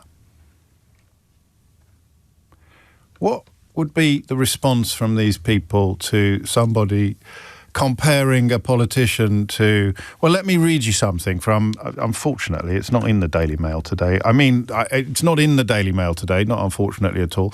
It is confined to their website. Reform UK's chairman, Lee Anderson, has demanded a public apology from left-wing LBC presenter James O'Brien over recent comments made about Nigel Farage. So the first thing you think is, flipping heck, he must have said something worse than set them on fire. Right, that's just logic, isn't it? If you're going to take a woman who has called for politicians to be set on fire and give her a hero's welcome on stage at your party conference, that was two quotes, journalists, end quotes, called Alison Pearson and Liam Halligan, who were inviting her onto the stage to her own theme tune. So if they've actually decided to issue a complaint or to demand a public apology, from me, little old me, I'm terrified I must have said something worse than that. What could you say that would be worse than that? Particularly given recent events involving Anne Widdecombe, I thought, what have I said? I must have said something awful. They've demanded a public apology. The people who gave Lucy Connolly a hero's... Well, let's read more of the article. On Monday, Mr O'Brien took to the airwaves and levelled several furious comments aimed at the Reform UK leader as tributes continued to flood in for Anne Widdecombe. He dismissed claims Mr Farage has made about attacks on him during the Reform chief's announcement that he would resign as MP to fight a by-election. That's all fine. I've got the receipts. I've got the proof. Across his show, the LBC star said, "I have seen this all before. I have seen the claims about his security, which generally hinge upon widely reported or non-existent episodes." That's all true. "Something about this moment is different from the time he lied about his wheel nuts being tapped." They're quoting me now. Here we go. So this is the bit that's worse than calling for politicians to be set on fire. Are you ready for this? I mean, I don't know if this is a trigger warning or a suggestion that you because, you know, these people are big believers in free speech. Big believers. Say what you like about this lot. They really believe in free speech, and they're big defenders of what they call hurty words. So even calling for politicians to be set on fire, it's just hurty words, shouldn't be punished. Let's give her a hero's welcome on stage at our party con. What the fudge has O'Brien said that is 10 times worse than calling for politicians to be set on fire? Mr O'Brien also made highly personal ad hominem attacks against Mr Farage during the episode, branding him a, quotes, and I quote now from the Mail Online, "a horrible excretion bobbing around in the toilet bowl of public life." He doubled down shortly after, adding, "He is the unflushable poo. He is the irremovable skid mark on the Y-fronts of British politics." So, obviously this is quite funny, but there's a very, very serious point here about the dangers that our politicians and our political figures face, and about the importance of authenticity and honesty. If somebody who calls for politicians to be set on fire, mass deportation now, set fire to all the effing hotels full of the B words, for all I care, while you're at it, take the treacherous government and politicians with them, that behaviour gets this response. Our Planet Normal guest this week has become a living symbol of two-tier Britain. The sheer injustice she has suffered has shocked millions of people across Britain and indeed across the whole world. She's a wonderful mum, wife, beloved childminder, little kids from every corner of the earth she's taken wonderful care of. So I am, of course, referring to Britain's favourite political prisoner. Ladies and gentlemen, please give the warmest of welcomes to Lucy Connolly.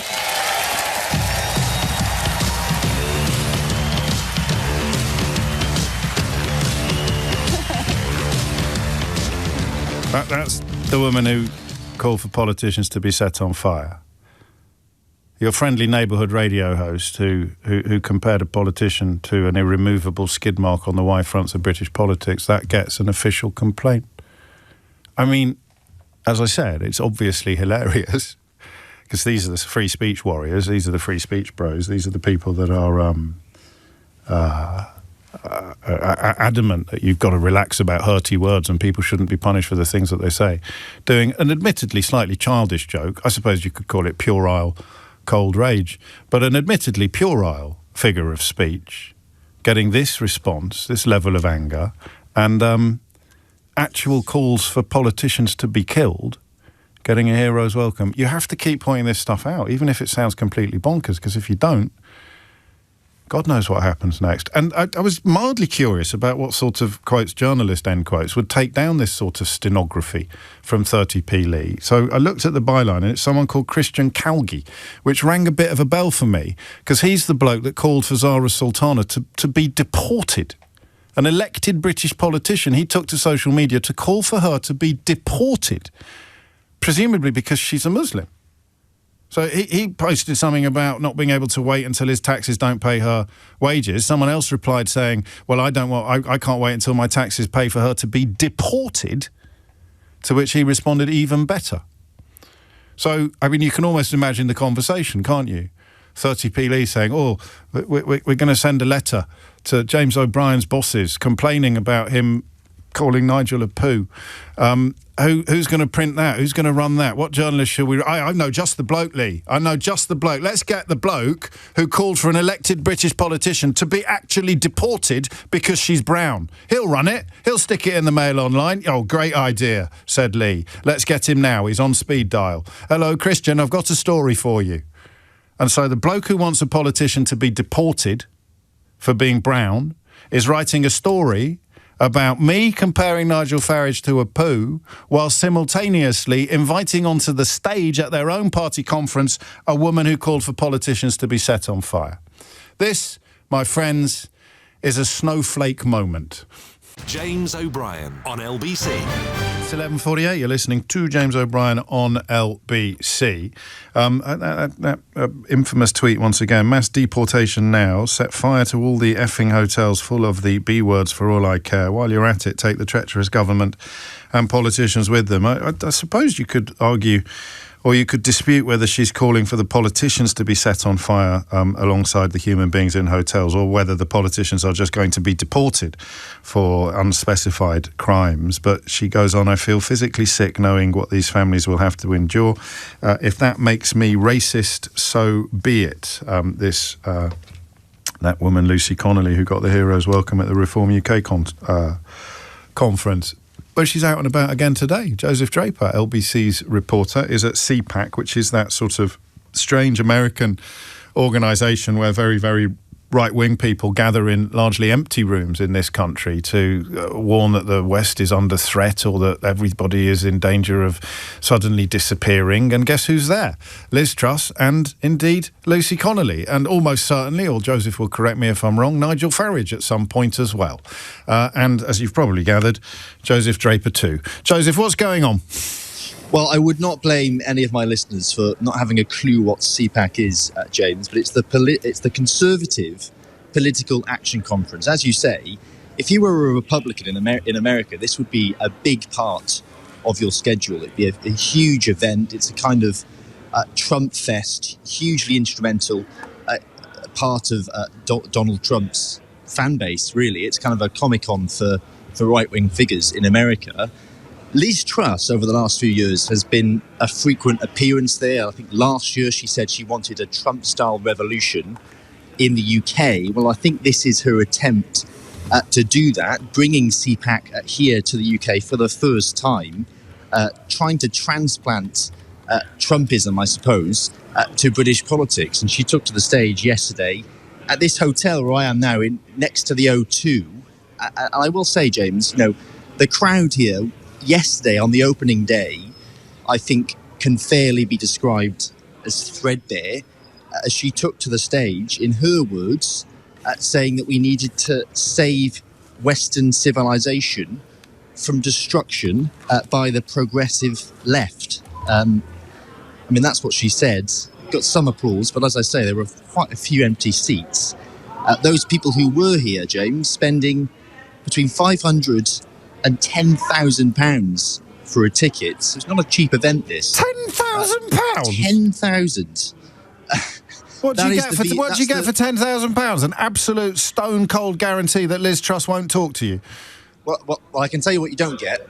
You don't get free coffee. Good grief. £10,000. £3 £3 for a coffee here, James. Nice work if you can get it. Sorry, I interrupted you in a state of spluttering incredulity. Carry on, Joe. Yeah, well, presumably those tickets don't get you free coffee. The coffee here, £3 for a cup, and it tastes suspiciously granulated to me. But we've had speakers, James, from right across Europe and the world, right-wing, pretty fringe figures, I must say. Romanian pro-Trump ultranationalists, George Simeon being one of them, who spoke about the great replacement theory and the need to re-emigrate immigrants in the West. Matt Goodwin of Reform UK, he was the candidate, you'll remember, James, in the Gorton and Denton by-election, claiming on stage yesterday, this is one of the most extreme claims I've heard today or this week, claiming that election was rigged by the so-called Islamo Green Party. Islamo Green Party? The Islamo Green Party. Is that a thing, or has he just invented that? Well, there's no evidence to suggest... No, but I mean the name. I've not heard of this. Is it a new splinter group? Because, I mean, you've got Reform, Restore, Reclaim, Reverberate, Reflux, Regurgitate. Is there another one? Is there an Islamo Green Party now out there, Joe?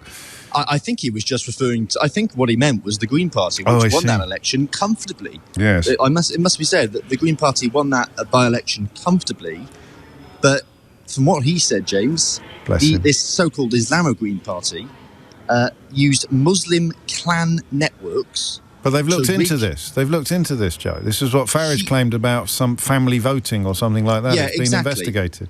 Exactly. I mean, look, there is no evidence of this. The authorities have looked into that election. There's no evidence it was rigged. As far as all the evidence says, this was a completely fair election. But clearly he hasn't come to terms with that loss. He thinks, based on zero evidence that we've seen, that it was rigged by Muslim networks. So that was one of the most extreme comments I've heard at this conference so far, James. And surprisingly as well, the Shadow Business Secretary, Andrew Griffiths, also took to the stage alongside many of these figures, saying people who believe in the UK's net zero targets here we go. are no longer welcome in the Conservative Party. But Kemi Badenoch used to believe in the net zero targets. Well, there was a report, yes, but there was a report that Kemi Badenoch had said no candidates now in the next election. I saw that, but has she accidentally banned herself from her own party? Potentially, I mean... Well, we need to look into this next week. We may have to, but I mean, clearly, that wasn't confirmed by the Conservative Party before now. That was reporting on this alleged kind of ban, but as we had a Shadow Business Secretary on stage yesterday appearing to confirm that new policy, James, of candidates at the next election. So that was an interesting moment as well. Now, as I said, all of this being spearheaded by Liz Truss, former Conservative Prime Minister, albeit very briefly. 6 weeks. 6 weeks, there we are. Well, I did manage to speak to her yesterday, very briefly, James. Well done. And I put some of the language that we've heard today and yesterday to her. You know, we are in a political battle against some quite extreme elements, and that is very frightening. And you've described that as a political battle there. Many people would say that some of the language used today is quite extreme and contributes to that language and that culture of hostility in politics. You know, we've heard about the enemy from within. You described how Western civilization is under attack and needs to be defended. Is this not... That's a pretty... But is this not language that contributes to... Saying Western civilization is under attack and needs to be defended, I think is a perfectly reasonable statement about where we are. Perfectly reasonable statement. Who's it under attack from? I need to be careful on the way home. The progressive left, apparently. For example, who are the progressive... I mean, it's not me, is it? I asked for specifics. Everyone's having a go at me James. today. It's outrageous. You can't even compare someone to... Anyway, so we don't know. She hasn't named that because, I mean... No specifics. Well, look out for them anyway later. Be careful. Absolutely. Mind how you go. Carry on. But also, we've had lots of references to Islam and Muslims being the enemy within at this conference as well. So lots of extreme language. One person who's due to speak today, James, as you say, is Lucy Connolly. She's the wife of the former Conservative councillor. She was jailed, you remember, for around 12 months. For a tweet during the Southport riots in which she appeared to suggest that people should go out and set fire to the asylum hotels. Now, I spoke to her yesterday, James. I put that language to her, and this is what she said. No, I 100% regret what I said. I regretted it at the time. I deleted the tweet on the same day that I wrote it. within hours. I knew that it wasn't the right thing to say. As I said, it's not a representation of who I am and what I really believe. I was just upset. But equally, I don't think, like I said, we should be sending people to prison for words. It is very clear, set fire to all the effing hotels. What is that if not an incitement to violence? For all I care. It's like saying, I don't care if that happens. You know, like, it was a flippant comment, isn't it? A horrible one, but it was like, there is no call to direct action. The other side of the coin is the left, as we would say, or the extreme, not even the left actually, the extreme left, I think are responsible for that. I think, you know, the left and then the mainstream media and the media channels that are constantly, you know, hounding Nigel Farage, constantly, you know, trying to dig dirt upon reform and calling them Nazis and calling them fascists and racists. It's dangerous. Is saying that the far left wants to destroy Western civilization contributing to that cause you've described as bringing people together, or is that demonising your opponents? But that's what they do in politics, isn't it? They demonise each other, and I think, again, it's childish. I think you said CPAC is about getting away from that. Liz Truss stood on stage today and said that Western civilization, is at risk of being destroyed by the left. But that's Liz's opinion. And James, it's not over yet. Later today, we are expecting Nigel Farage to come here to deliver his speech. Of course you are. Presumably, the crowd will be a lot thicker for that. Definitely thicker. So definitely thicker. Possibly also bigger. Potentially, we'll see. Joseph Draver live from CPAC, because somebody has to, speaking to Lucy Connolly, who I think it's fair to say seemed a bit confused, but then, it's the people who keep pushing her into positions of prominence who are probably to blame for her embarrassment. It's not as if she asked for these levels of attention, but I presume they are rather hard to resist. Fascinating to find out which parts of the mainstream media it is that are calling this lot Nazis or fascists. Again, it's as if they never have any actual examples of the things that they're alleging. I remember the images of Nigel Farage hobnobbing with Rupert Murdoch at Evgeny Lebedev's summer party, and yet up pops Lucy Connolly to claim that the mainstream media are somehow dedicated to attacking them. And you've got the bloke in the Mail online today who at last came to public prominence for calling for a British politician to be deported, agreeing with the idea that she should be deported, presumably for the offence of being brown or being a Muslim. But mainstream media is against these people. It's a very odd business, isn't it? And I think you'll agree with me, it's quite important that someone continues to point out the absurdity, the hypocrisy and the actual unpleasantness of it all, because as we have seen elsewhere in the world, we know what happens when they don't, or we know what happens when politicians try to silence criticism or journalism, or even a little light ribbing. James O'Brien on LBC. 3 minutes after 12 is the time. Andy Burnham has arrived in, I don't know, is it a sports hall? Is it yeah, it looks like usually a sports hall. Could be. Anyway, he is about to become Labour Party leader. He will be giving a speech, we think, in about 7 or 8 minutes' time, and I am minded to take that live. I wonder how many changes of Prime Minister we would have to have before we stop taking the early moments of their arrival on the seat of power live. Lucy Powell is there, and I think Shabana Mahmood is there as well. So I think we can probably spare ourselves their speeches, but we will definitely want to hear what Andy Burnham has to say. I also thought, having spoken to Joseph Draper there live from the CPAC conference here in London, where various fruitcakes and weirdos are delivering. I thought we'd cross live, have a little bit of a listen to what's going on in the conference hall over at Liz Truss's special conference at the moment. Maybe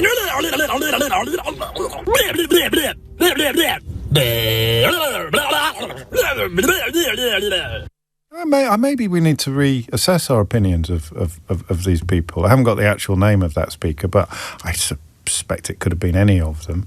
And while we're in the mood for some clips, and indeed some allegations of insightful or dangerous language being levelled at me by this lot. Henry's family have responded to this in just the most extraordinarily dignified way. But I suggest the rest of us respond to this with pure, cold rage.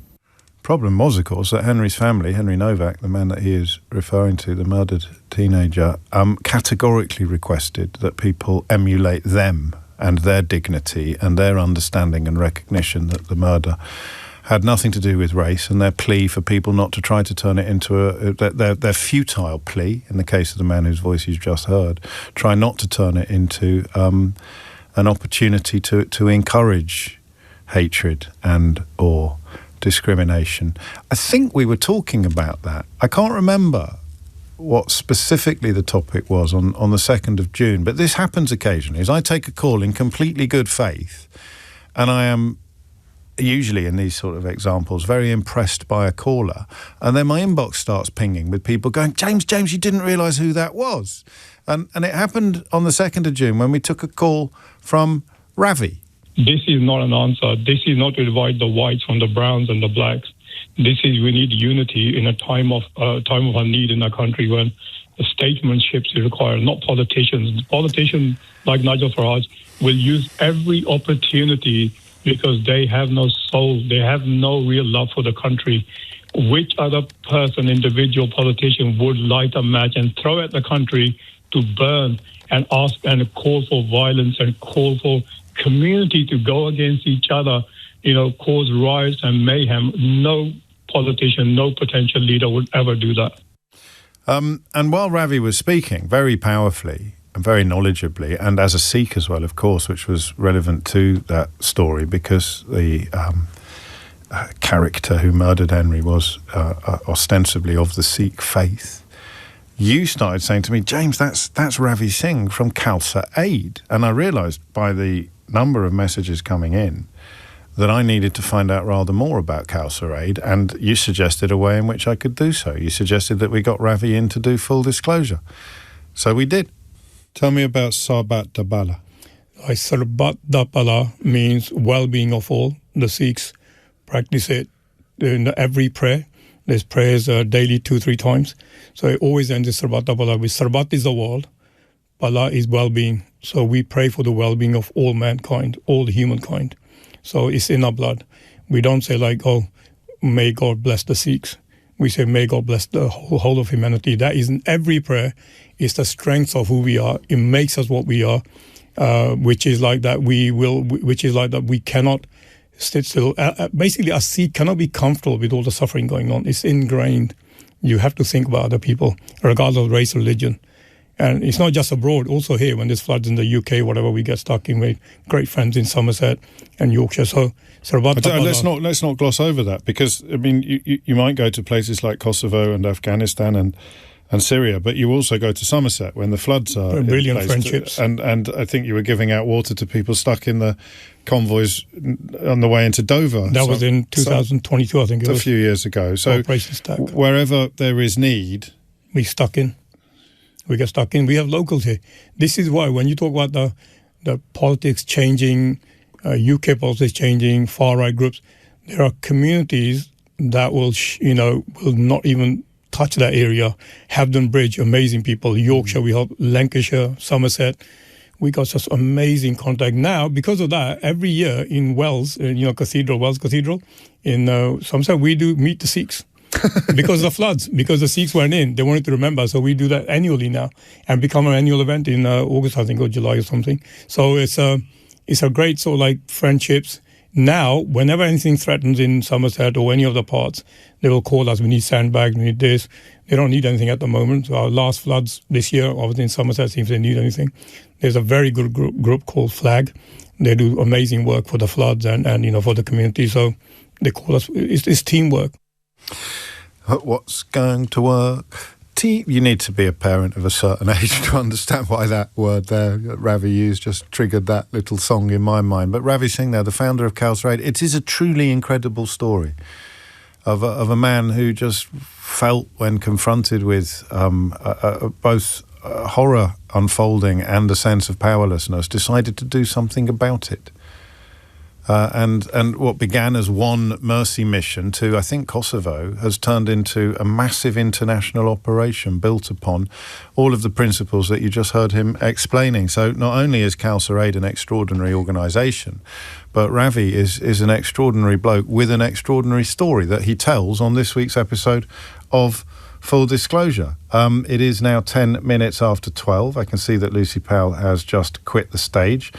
Andy Burnham is due to be named as the new Labour Party leader. Is it worth hearing the naming, do we think? Should we? I can tell you a couple of things that are coming up a little bit later in the programme. I want Simon Marks to talk to us about this bizarre address, and I'm afraid in Simon's case, predicted address that Donald Trump gave to his undeserving nation yesterday. The prediction that he was going to attempt to, at the very least, muddy the waters of the coming midterm election has come to grim fruition, and Simon will be able to talk us through that while limbering up for his shift in this chair from 4 o'clock, and we'll pick up with Natasha. We'll catch up with Natasha Clark as well after we've heard from Andy Burnham to have a little think about the speech that he's just given. I may also have time to canvass your quick opinions on what we hear from Andy Burnham in the next sort of 5 minutes or so. I'd love to do that, by the way, so stand by, make sure that you are listening, and then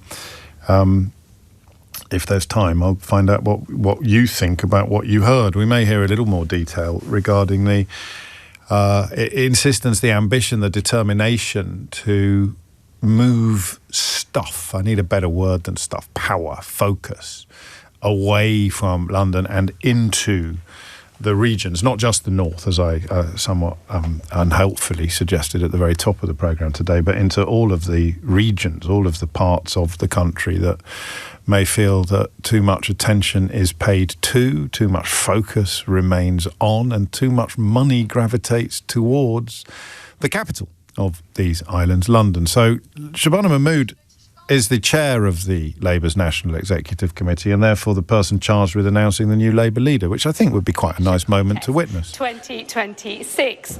This is the formal bit. Following the resignation of Sir Keir Starmer as Labour's leader, the NEC set out the procedures and timetable for a contest to seek his replacement. The returning officer has informed me that the requirements of that contest have now been met. It's hardly a nail-biter, folks. And so, despite the efforts of a lone MP, I can confirm that there was only one eligibly nominated candidate. Following the period of nominations by Labour MPs, one candidate received 379 nominations. Having met the threshold of 20% of the Parliamentary Labour Party, they were eligible to proceed to the next stage. One other candidate received one nomination and is not eligible to proceed. Among the affiliated trade unions and socialist societies, the one eligible candidate received 23 nominations in total. This included nominations from all 11 trade unions, comprising well over 5% of the affiliated membership. There being no other eligibly nominated candidate, it is therefore my honour to declare that the duly elected leader of the Labour Party is Andy Burnham.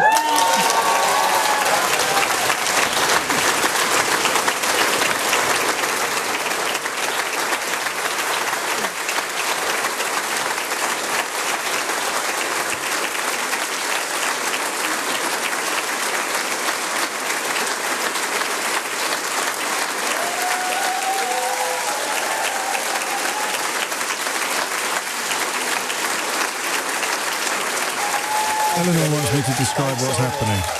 There's a lot of cheering, and Andy Burnham's about to speak. Woo!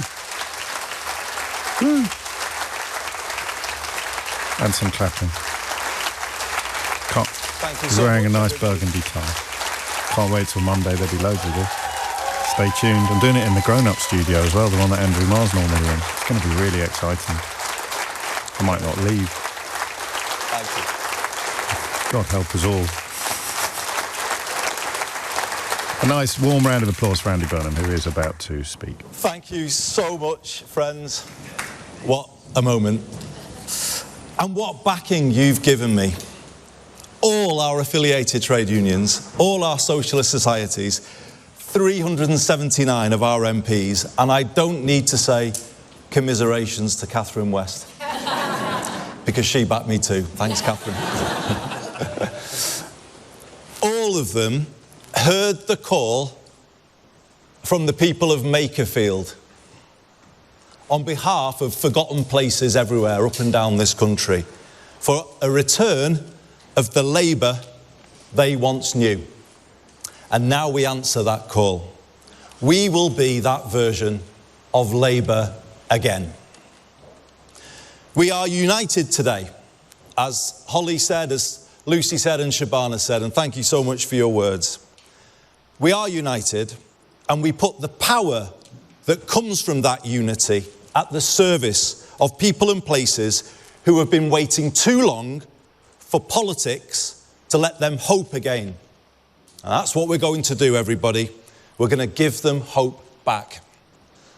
This is a proud moment you have given me and my family today, and an emotional one. But it is one for which I am ready. I am ready. Ready to lead and to build on the foundation laid by one person more than any other. Under Keir Starmer's leadership, we went from our worst defeat to one of the best victories in our history. Keir put Labour back in a position to change people's lives, and that is what we have been doing these last 2 years. New rights for workers and for renters. NHS waiting lists falling for the first time in years. In fact, since I was Health Secretary, I think, so well done, Wes. Rail back under public control.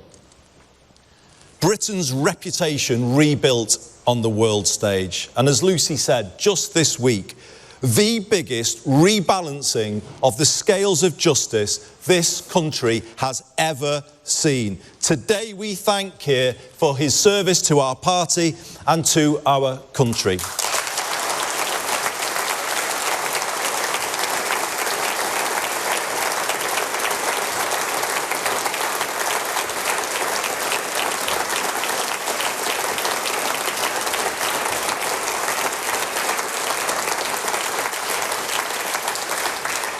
Ten years ago, he and I worked together, drawing up the original Hillsborough law in my office in the aftermath of the second Hillsborough inquest. And I drew on all of his legal expertise when I presented that bill to Parliament. To be in Parliament on Tuesday, when Keir delivered on his promise to the Hillsborough families and all of the other campaigners who were part of the Hillsborough Law Now campaign. A promise to end the cover-up culture in this country, to pass power from the authorities to ordinary people, and to prevent anyone in future going through what the Hillsborough families did. It felt to me like life coming full circle.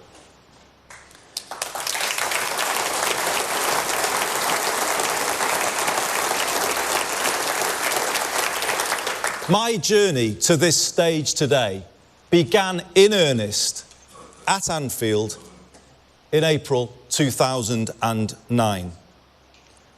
The COP made me confront the fact that this country does not work for working class communities like the city of my birth. In fact, it's worse. It turned its back on them. Political power was used viciously against them to protect vested interests. Economic power cruelly stripped with the deindustrialisation of the 1980s, as it was against so many places up and down the land. And let us never forget, these are the very same places that built this labour movement, this trade union movement where we are today, Paul. Those are the places, but they were the places that were done down.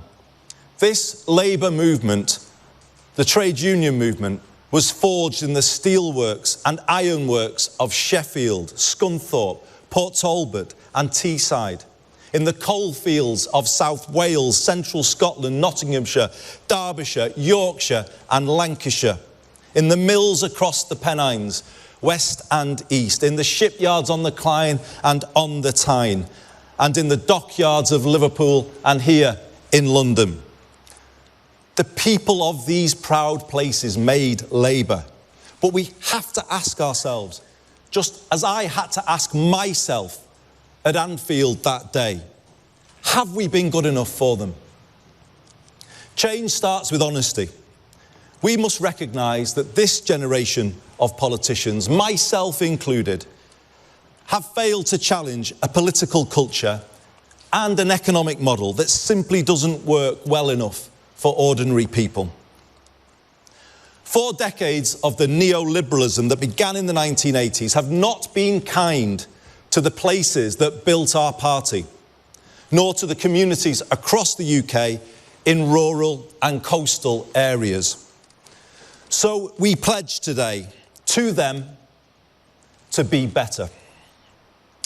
And as I accept the honour of leading this party forward, I will tell you about 5 things I will do to make us so, to make us better. First, I will work relentlessly to build a culture of one Labour team, because change starts with us.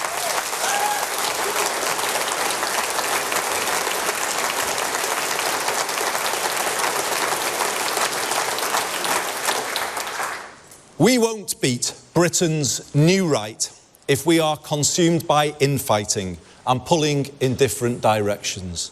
That is, and always has been, an indulgence that falls heaviest on the people who need Labour most.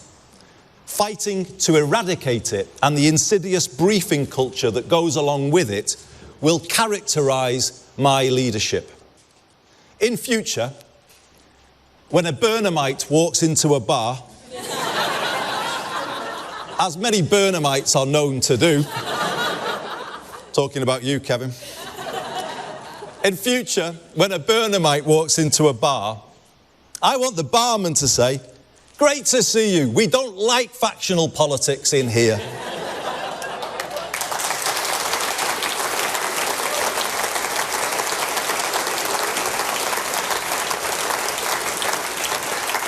Now, you might know, and your reaction suggests so, there's a different version of that joke told by people who put internal politics before anything else. But here's the truth. Their factionalism has bedevilled us. Today we move beyond it. I have supported all our Labour leaders in my lifetime because I believe a united Labour Party and Labour movement is the best hope for our country. And I know you believe that too, as do our members up and down the land.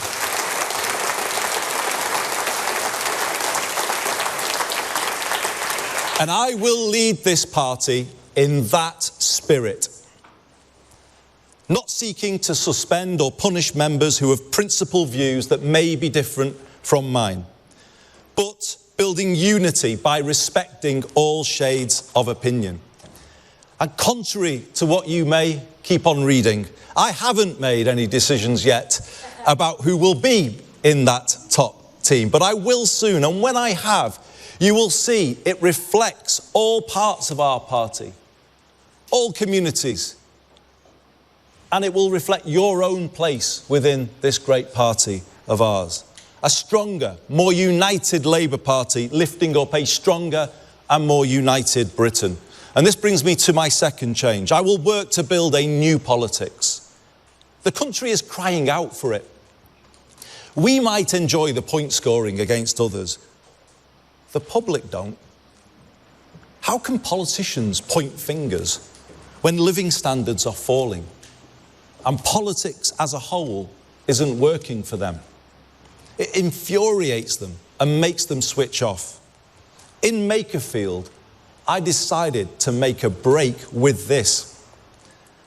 I said we hadn't been good enough. I told people what I would do to fix it. You know what? people started to listen again. They gave us a fair hearing, as the great British public always do. And then another chance. But let's be honest, everybody, this is a last chance to change, and we must take it together, united together.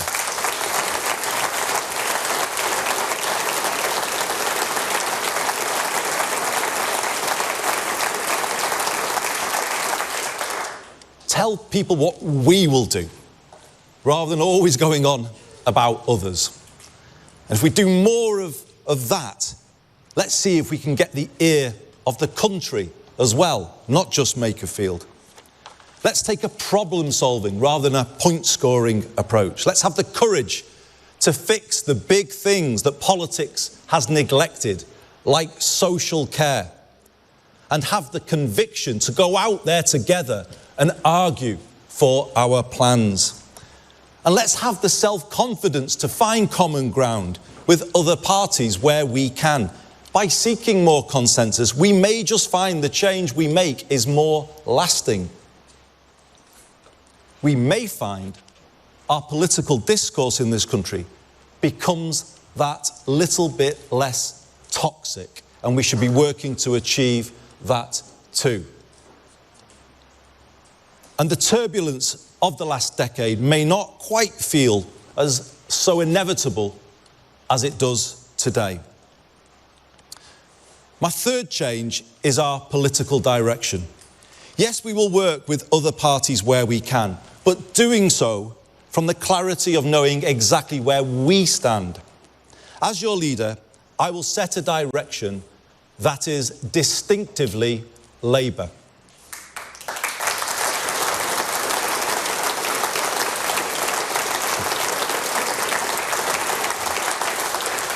We won't try to out-green the Greens or out-reform reform, or doing what we've done in the past of wearing too many Tory clothes. Let me tell you, I'm quite happy that Kemi doesn't approve of my wardrobe choices, because I'm not keen on theirs either. From here, we do it differently. We win by being us. Boldly, confidently, authentically us. Labour. That's how we win. I want people to understand the thinking behind the political direction I set, so people can see the decisions we take and the reasons why. I am clear, Britain took a series of wrong turns in the 1980s. Political power was centralised and economic power was privatised. The country surrendered control of the essentials: housing, water, energy, transport, and left people exposed to higher costs. That in turn led to the concentration of more wealth and power in the hands of fewer people and fewer places. Large parts of Britain were deindustrialised without the power to set new ambitions for themselves. Proud British towns, now a shadow of what they once were, and high streets in decline, so common up and down the country. Slowly, at times imperceptibly, over 4 decades, political and economic power drained away out of our communities in every region and nation of the UK. If local places don't control something as basic as a bus service, how can they connect people to opportunity and turn things around? If the sell-off of council homes leaves the country chasing rents in the private rented sector through the benefits system and paying for temporary accommodation for thousands of families as they have to do here in London and elsewhere across the country, how then will we find the money to invest in prevention and improve people's lives? The truth is we can't. And if we don't have sufficient public control over the cost of the essentials, how can we have control over inflation, public spending, and the rest of the economy? The right used the phrase, take back control, but they are the ones who gave it away in the first place.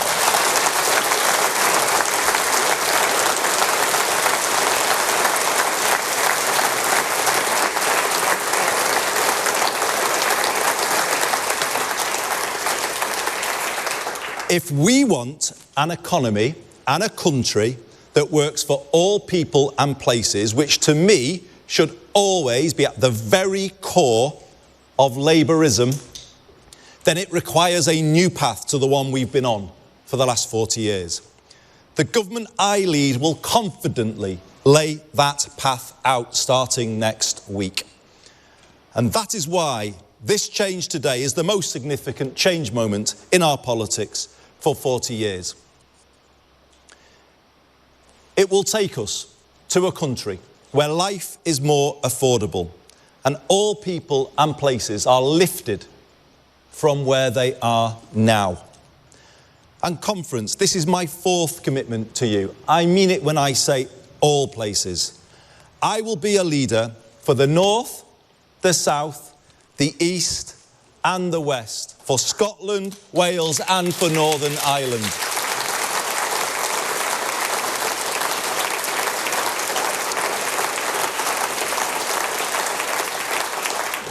Yes, the north of England has given me so much, everything, in fact. And in return, I have sought to give it the strongest voice I could. That was my job. But now I do the same for everywhere. Because I see the same challenges everywhere I look. The same challenges can be found in the southwest as the northwest, or in East Anglia as the northeast. And this is the moment to speak for all parts of the country and unite people in a common cause. I love every part of this country. I love all the different accents, all of the different traditions, some of the football clubs. But no, I love every part of it. But I also know they can all be more than they are. And that's what kind of drives me in politics, the kind of feeling that they should be more than they are. The feeling that kids shouldn't have to leave those places, those proud places, to get on in life.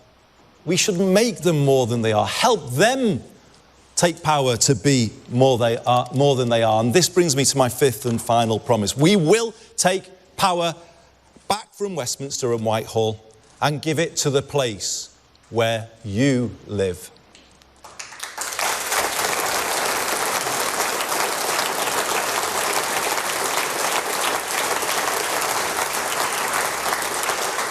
More power over life's essentials so you can make them work better and more affordable for people. Just as my good friend Steve Rotherham is doing today as we are here meeting at the TUC in London. He is at a meeting, chairing a meeting of the Liverpool City Region Combined Authority, and he is presenting to that meeting a plan to put the entire Merseyrail network back in public ownership by 2028.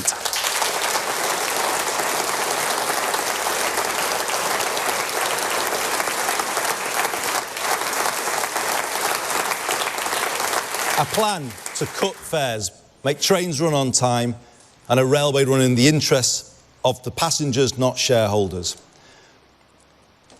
We want to give your area more power to build the council and social homes that you desperately need for those families I was talking about a moment ago. More power to improve your high street, backing local businesses such as the pubs and the shops that bring them to life. And make no mistake, everybody, I will be a pro-business leader of the Labour Party, as I was a pro-business mayor of Greater Manchester. We turn places round together, and that is the way we ran in Manchester, and we will take to the whole country. And as part of that, more power to reindustrialise and to build an education system based on parity between academic and technical education, to give every young person growing up in different parts of the country a path in life to university or to a work placement, to apprenticeship and into a good job. Hope for every young person is what we are going to be about. And this is it. When you add all of that together, a plan to give people more power, to bring back the hope we have all been missing too much, and people are looking for us to deliver, and we will. So, everybody, you're here and you're sharing this moment with me.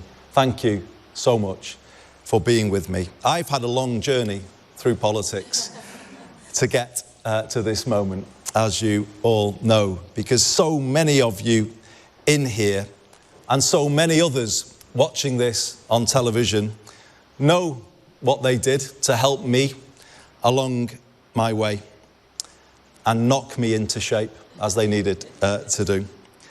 I want to, if I may, just single out three. I was his parliamentary private secretary in my first experience of the front bench, but he has been the truest mentor to me in the decades since, and it's just wonderful to be with you, Lord Blunkett, David, on this special day.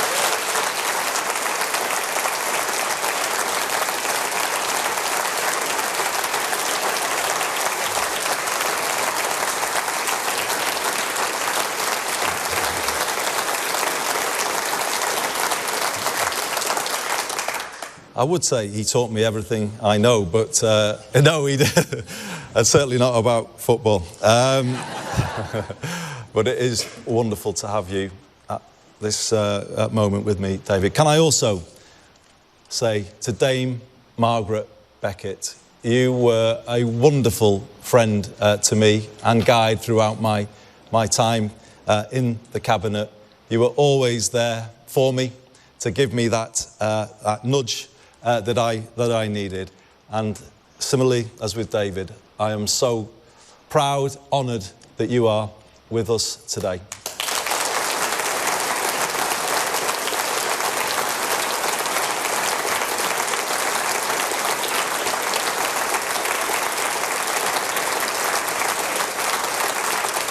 And sitting next to Margaret, for those of you who want somebody to blame, he is the man you can hold to account. He is the man that fired up a young Andy Burnham in the northwest of England in the mid-1980s with rhetoric of the kind that remains unmatched, I would say, in modern politics. It has always been something that I treasure to get a message from him with his advice and the care and the thought he puts in to those messages. They mean everything to me. I would not be standing here.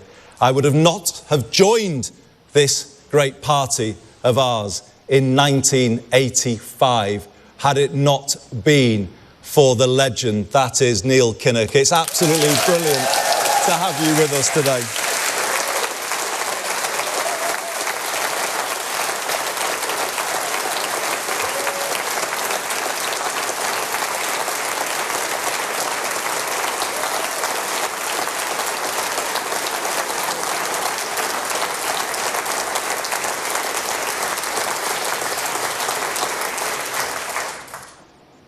So many of you here who I can't name, so many watching, have helped me get here. I haven't done it alone. I haven't got everything right, and I'm sorry where I've fallen short. But I have always given it my all, and I always will.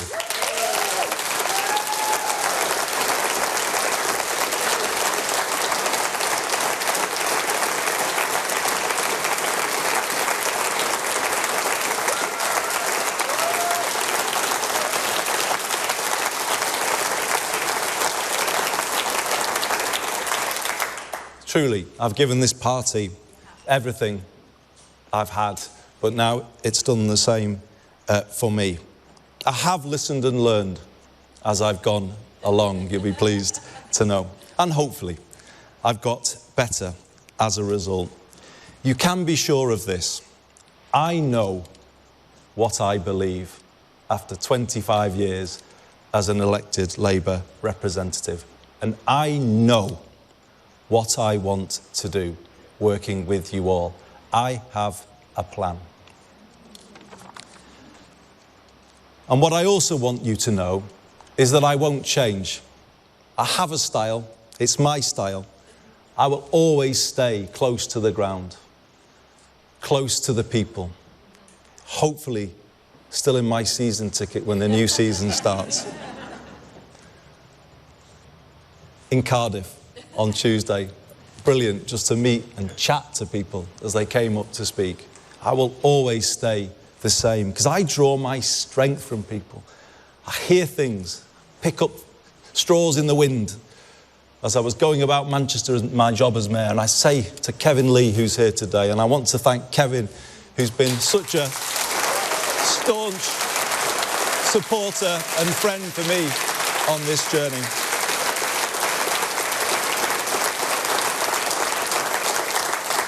I would bring a little idea from Greg's or the pub or wherever, and he'd say, well, this is hardly from a think tank, and what am I meant to do with this? But that's how we did it, just to be close and listen, and that's what I'll do. I'll be out and about in August in all parts of the UK, definitely in the south, and I'm off to Gravesend later to show I'm for the south too.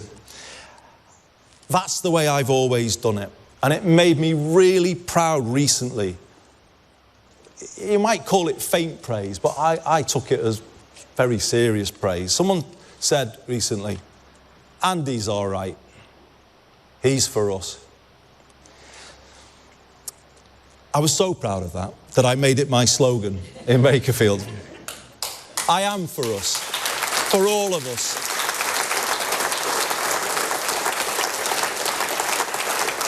And I want people to say once again that Labour are for us.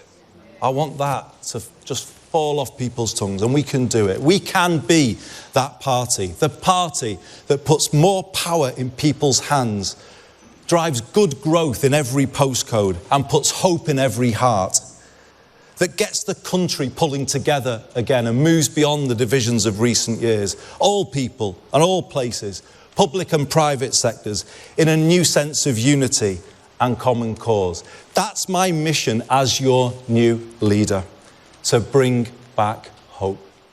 I believe in all of you, and I am confident we can do it. Thank you very much, everyone.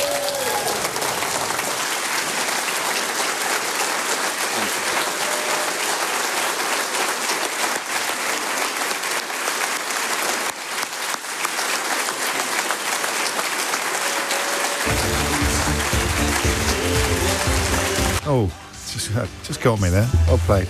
Andy Burnham there delivering a speech about which I have, I think, two things to say. One speaks to the world of fairness and one speaks to the world of unfairness. I think the fairness is reflected in the fact that he has clearly been preparing for this moment for a heck of a lot longer than the leadership gossip was unfolding. Listen, we can all be proved wrong, and it is, as ever, the hope that gets you. We can cope with the despair. It's the hope that gets you every time, but he was talking, particularly as I mentioned to you earlier, with reference to the work he's done with Steve Rotherham and the book that they wrote together. He has been putting together a project, putting together a plan, putting together a vision, and the ease with which he could hit 5 quite distinct and clear points with regards to ambition, I thought was excellent. Speaking to a world of unfairness, he sounds really fluent and human. And unfortunately, Keir Starmer didn't and doesn't. And that is unfair. That shouldn't matter. It is not a reflection of whether or not you have whether or not you are doing a good job as a politician or a prime minister in your office. But of course, a big part of the job is what you do behind the podium, is what you do on the stage. And that was, it was pretty good, wasn't it? It was pretty good. It was very persuasive. It was what an awful lot of people want to hear, and it was delivered with a real sense of authenticity. The problem with authenticity is that you can fake it and be brilliant, and you can be it and not seem it. That's what's unfair. That's what I'm talking about. But I said to Eleanor about a year ago, when I thought that the writing was appearing on the wall for Keir Starmer, even though not everybody was prepared to admit it at the time, that the next one has to have a northern accent, which is a glib throwaway line, but it was shorthand for me for the opposite of glitching. It wouldn't have to be a northern accent. Yeah, you know, you could sound like Danny Dyer, but you shouldn't sound like me. The next leader of the Labour Party should not sound like me.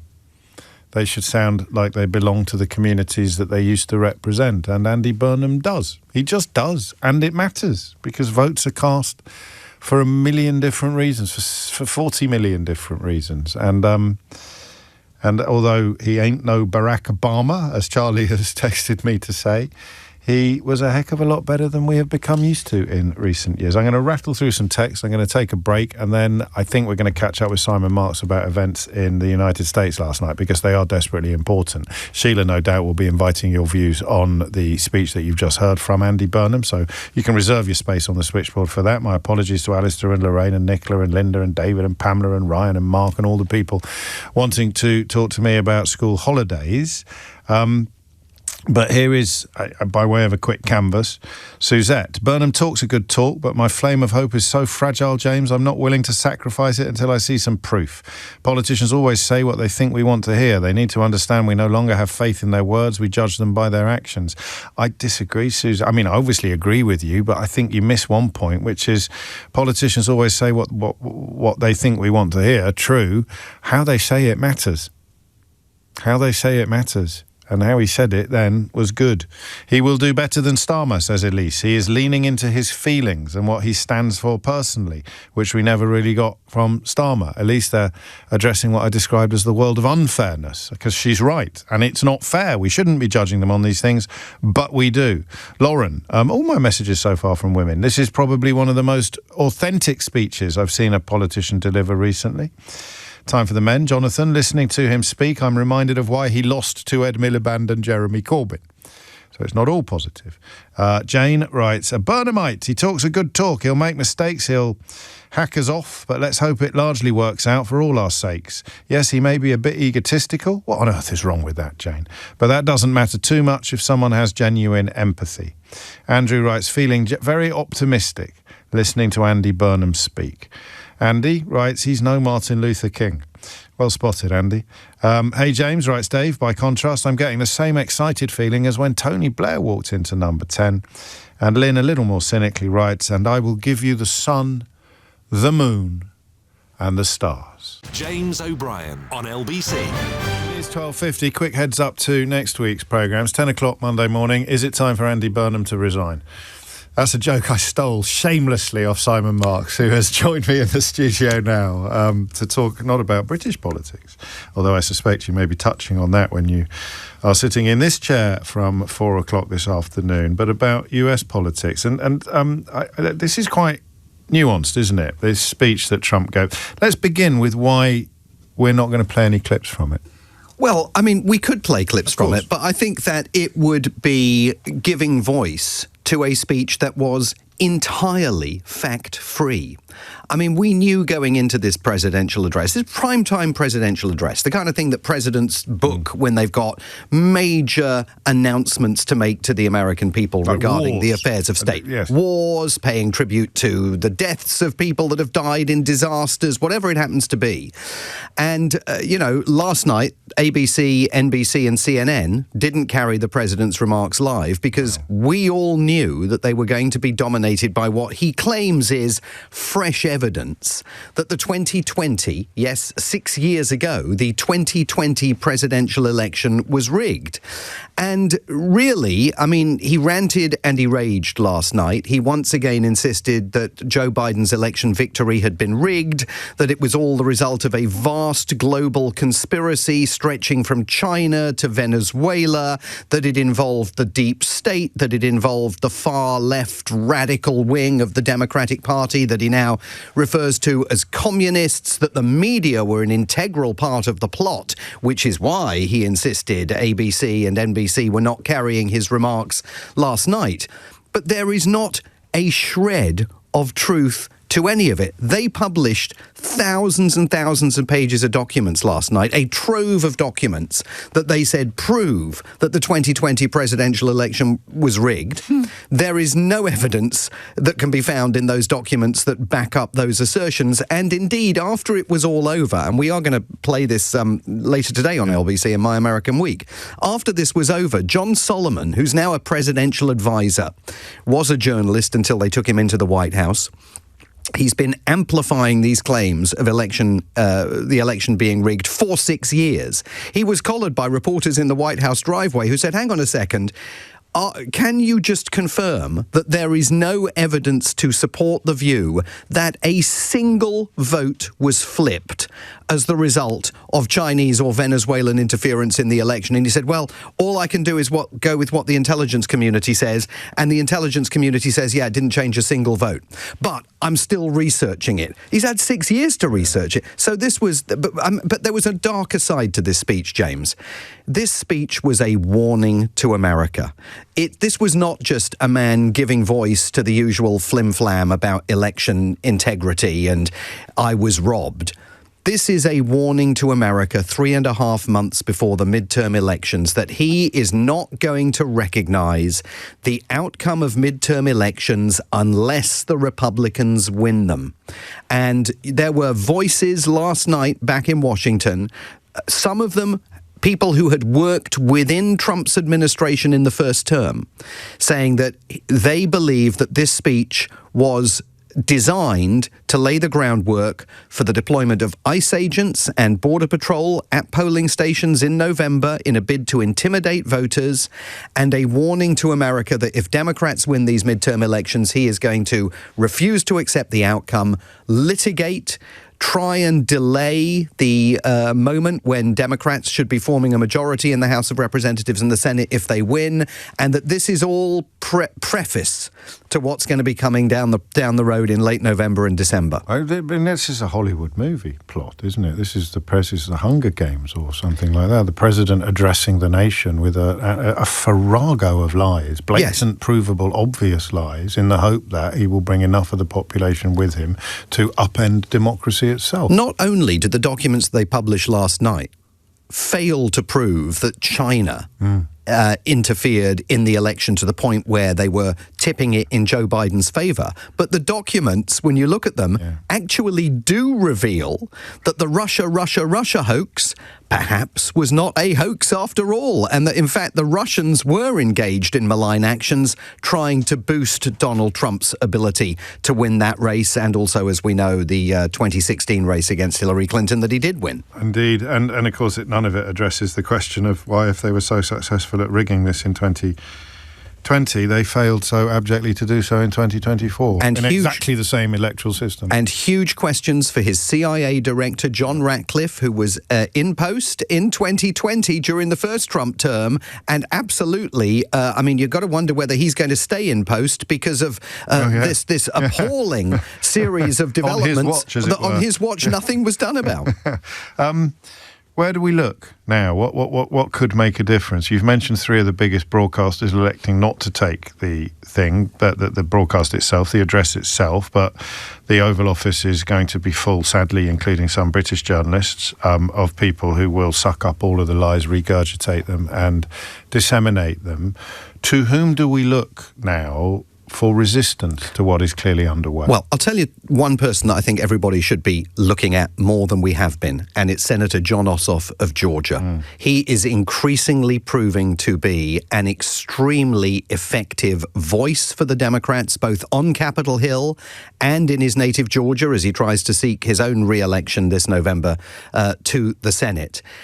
He has been challenging Trump and Trump officials continuously, constantly pointing out the extent of the corruption that has enriched the president and his family over the course of just the last 16 months since President Trump returned to office. And I think he's becoming definitely a horse to watch in the race for 2028. But ultimately, I think there's going to be a massive test for the American people coming up in November. If the Democrats win the midterms, or if Trump insists that, he takes action to suppress the vote, particularly minority votes, with all of the gerrymandering that's taking place across the South now approved and authorised by the Supreme Court to build these new congressional districts, these new constituencies that will favour Republicans, there's going to be a Donnybrook coming where the future of American democracy is at stake, and we'll have to see where that goes and how it plays out. I'm so glad you're here.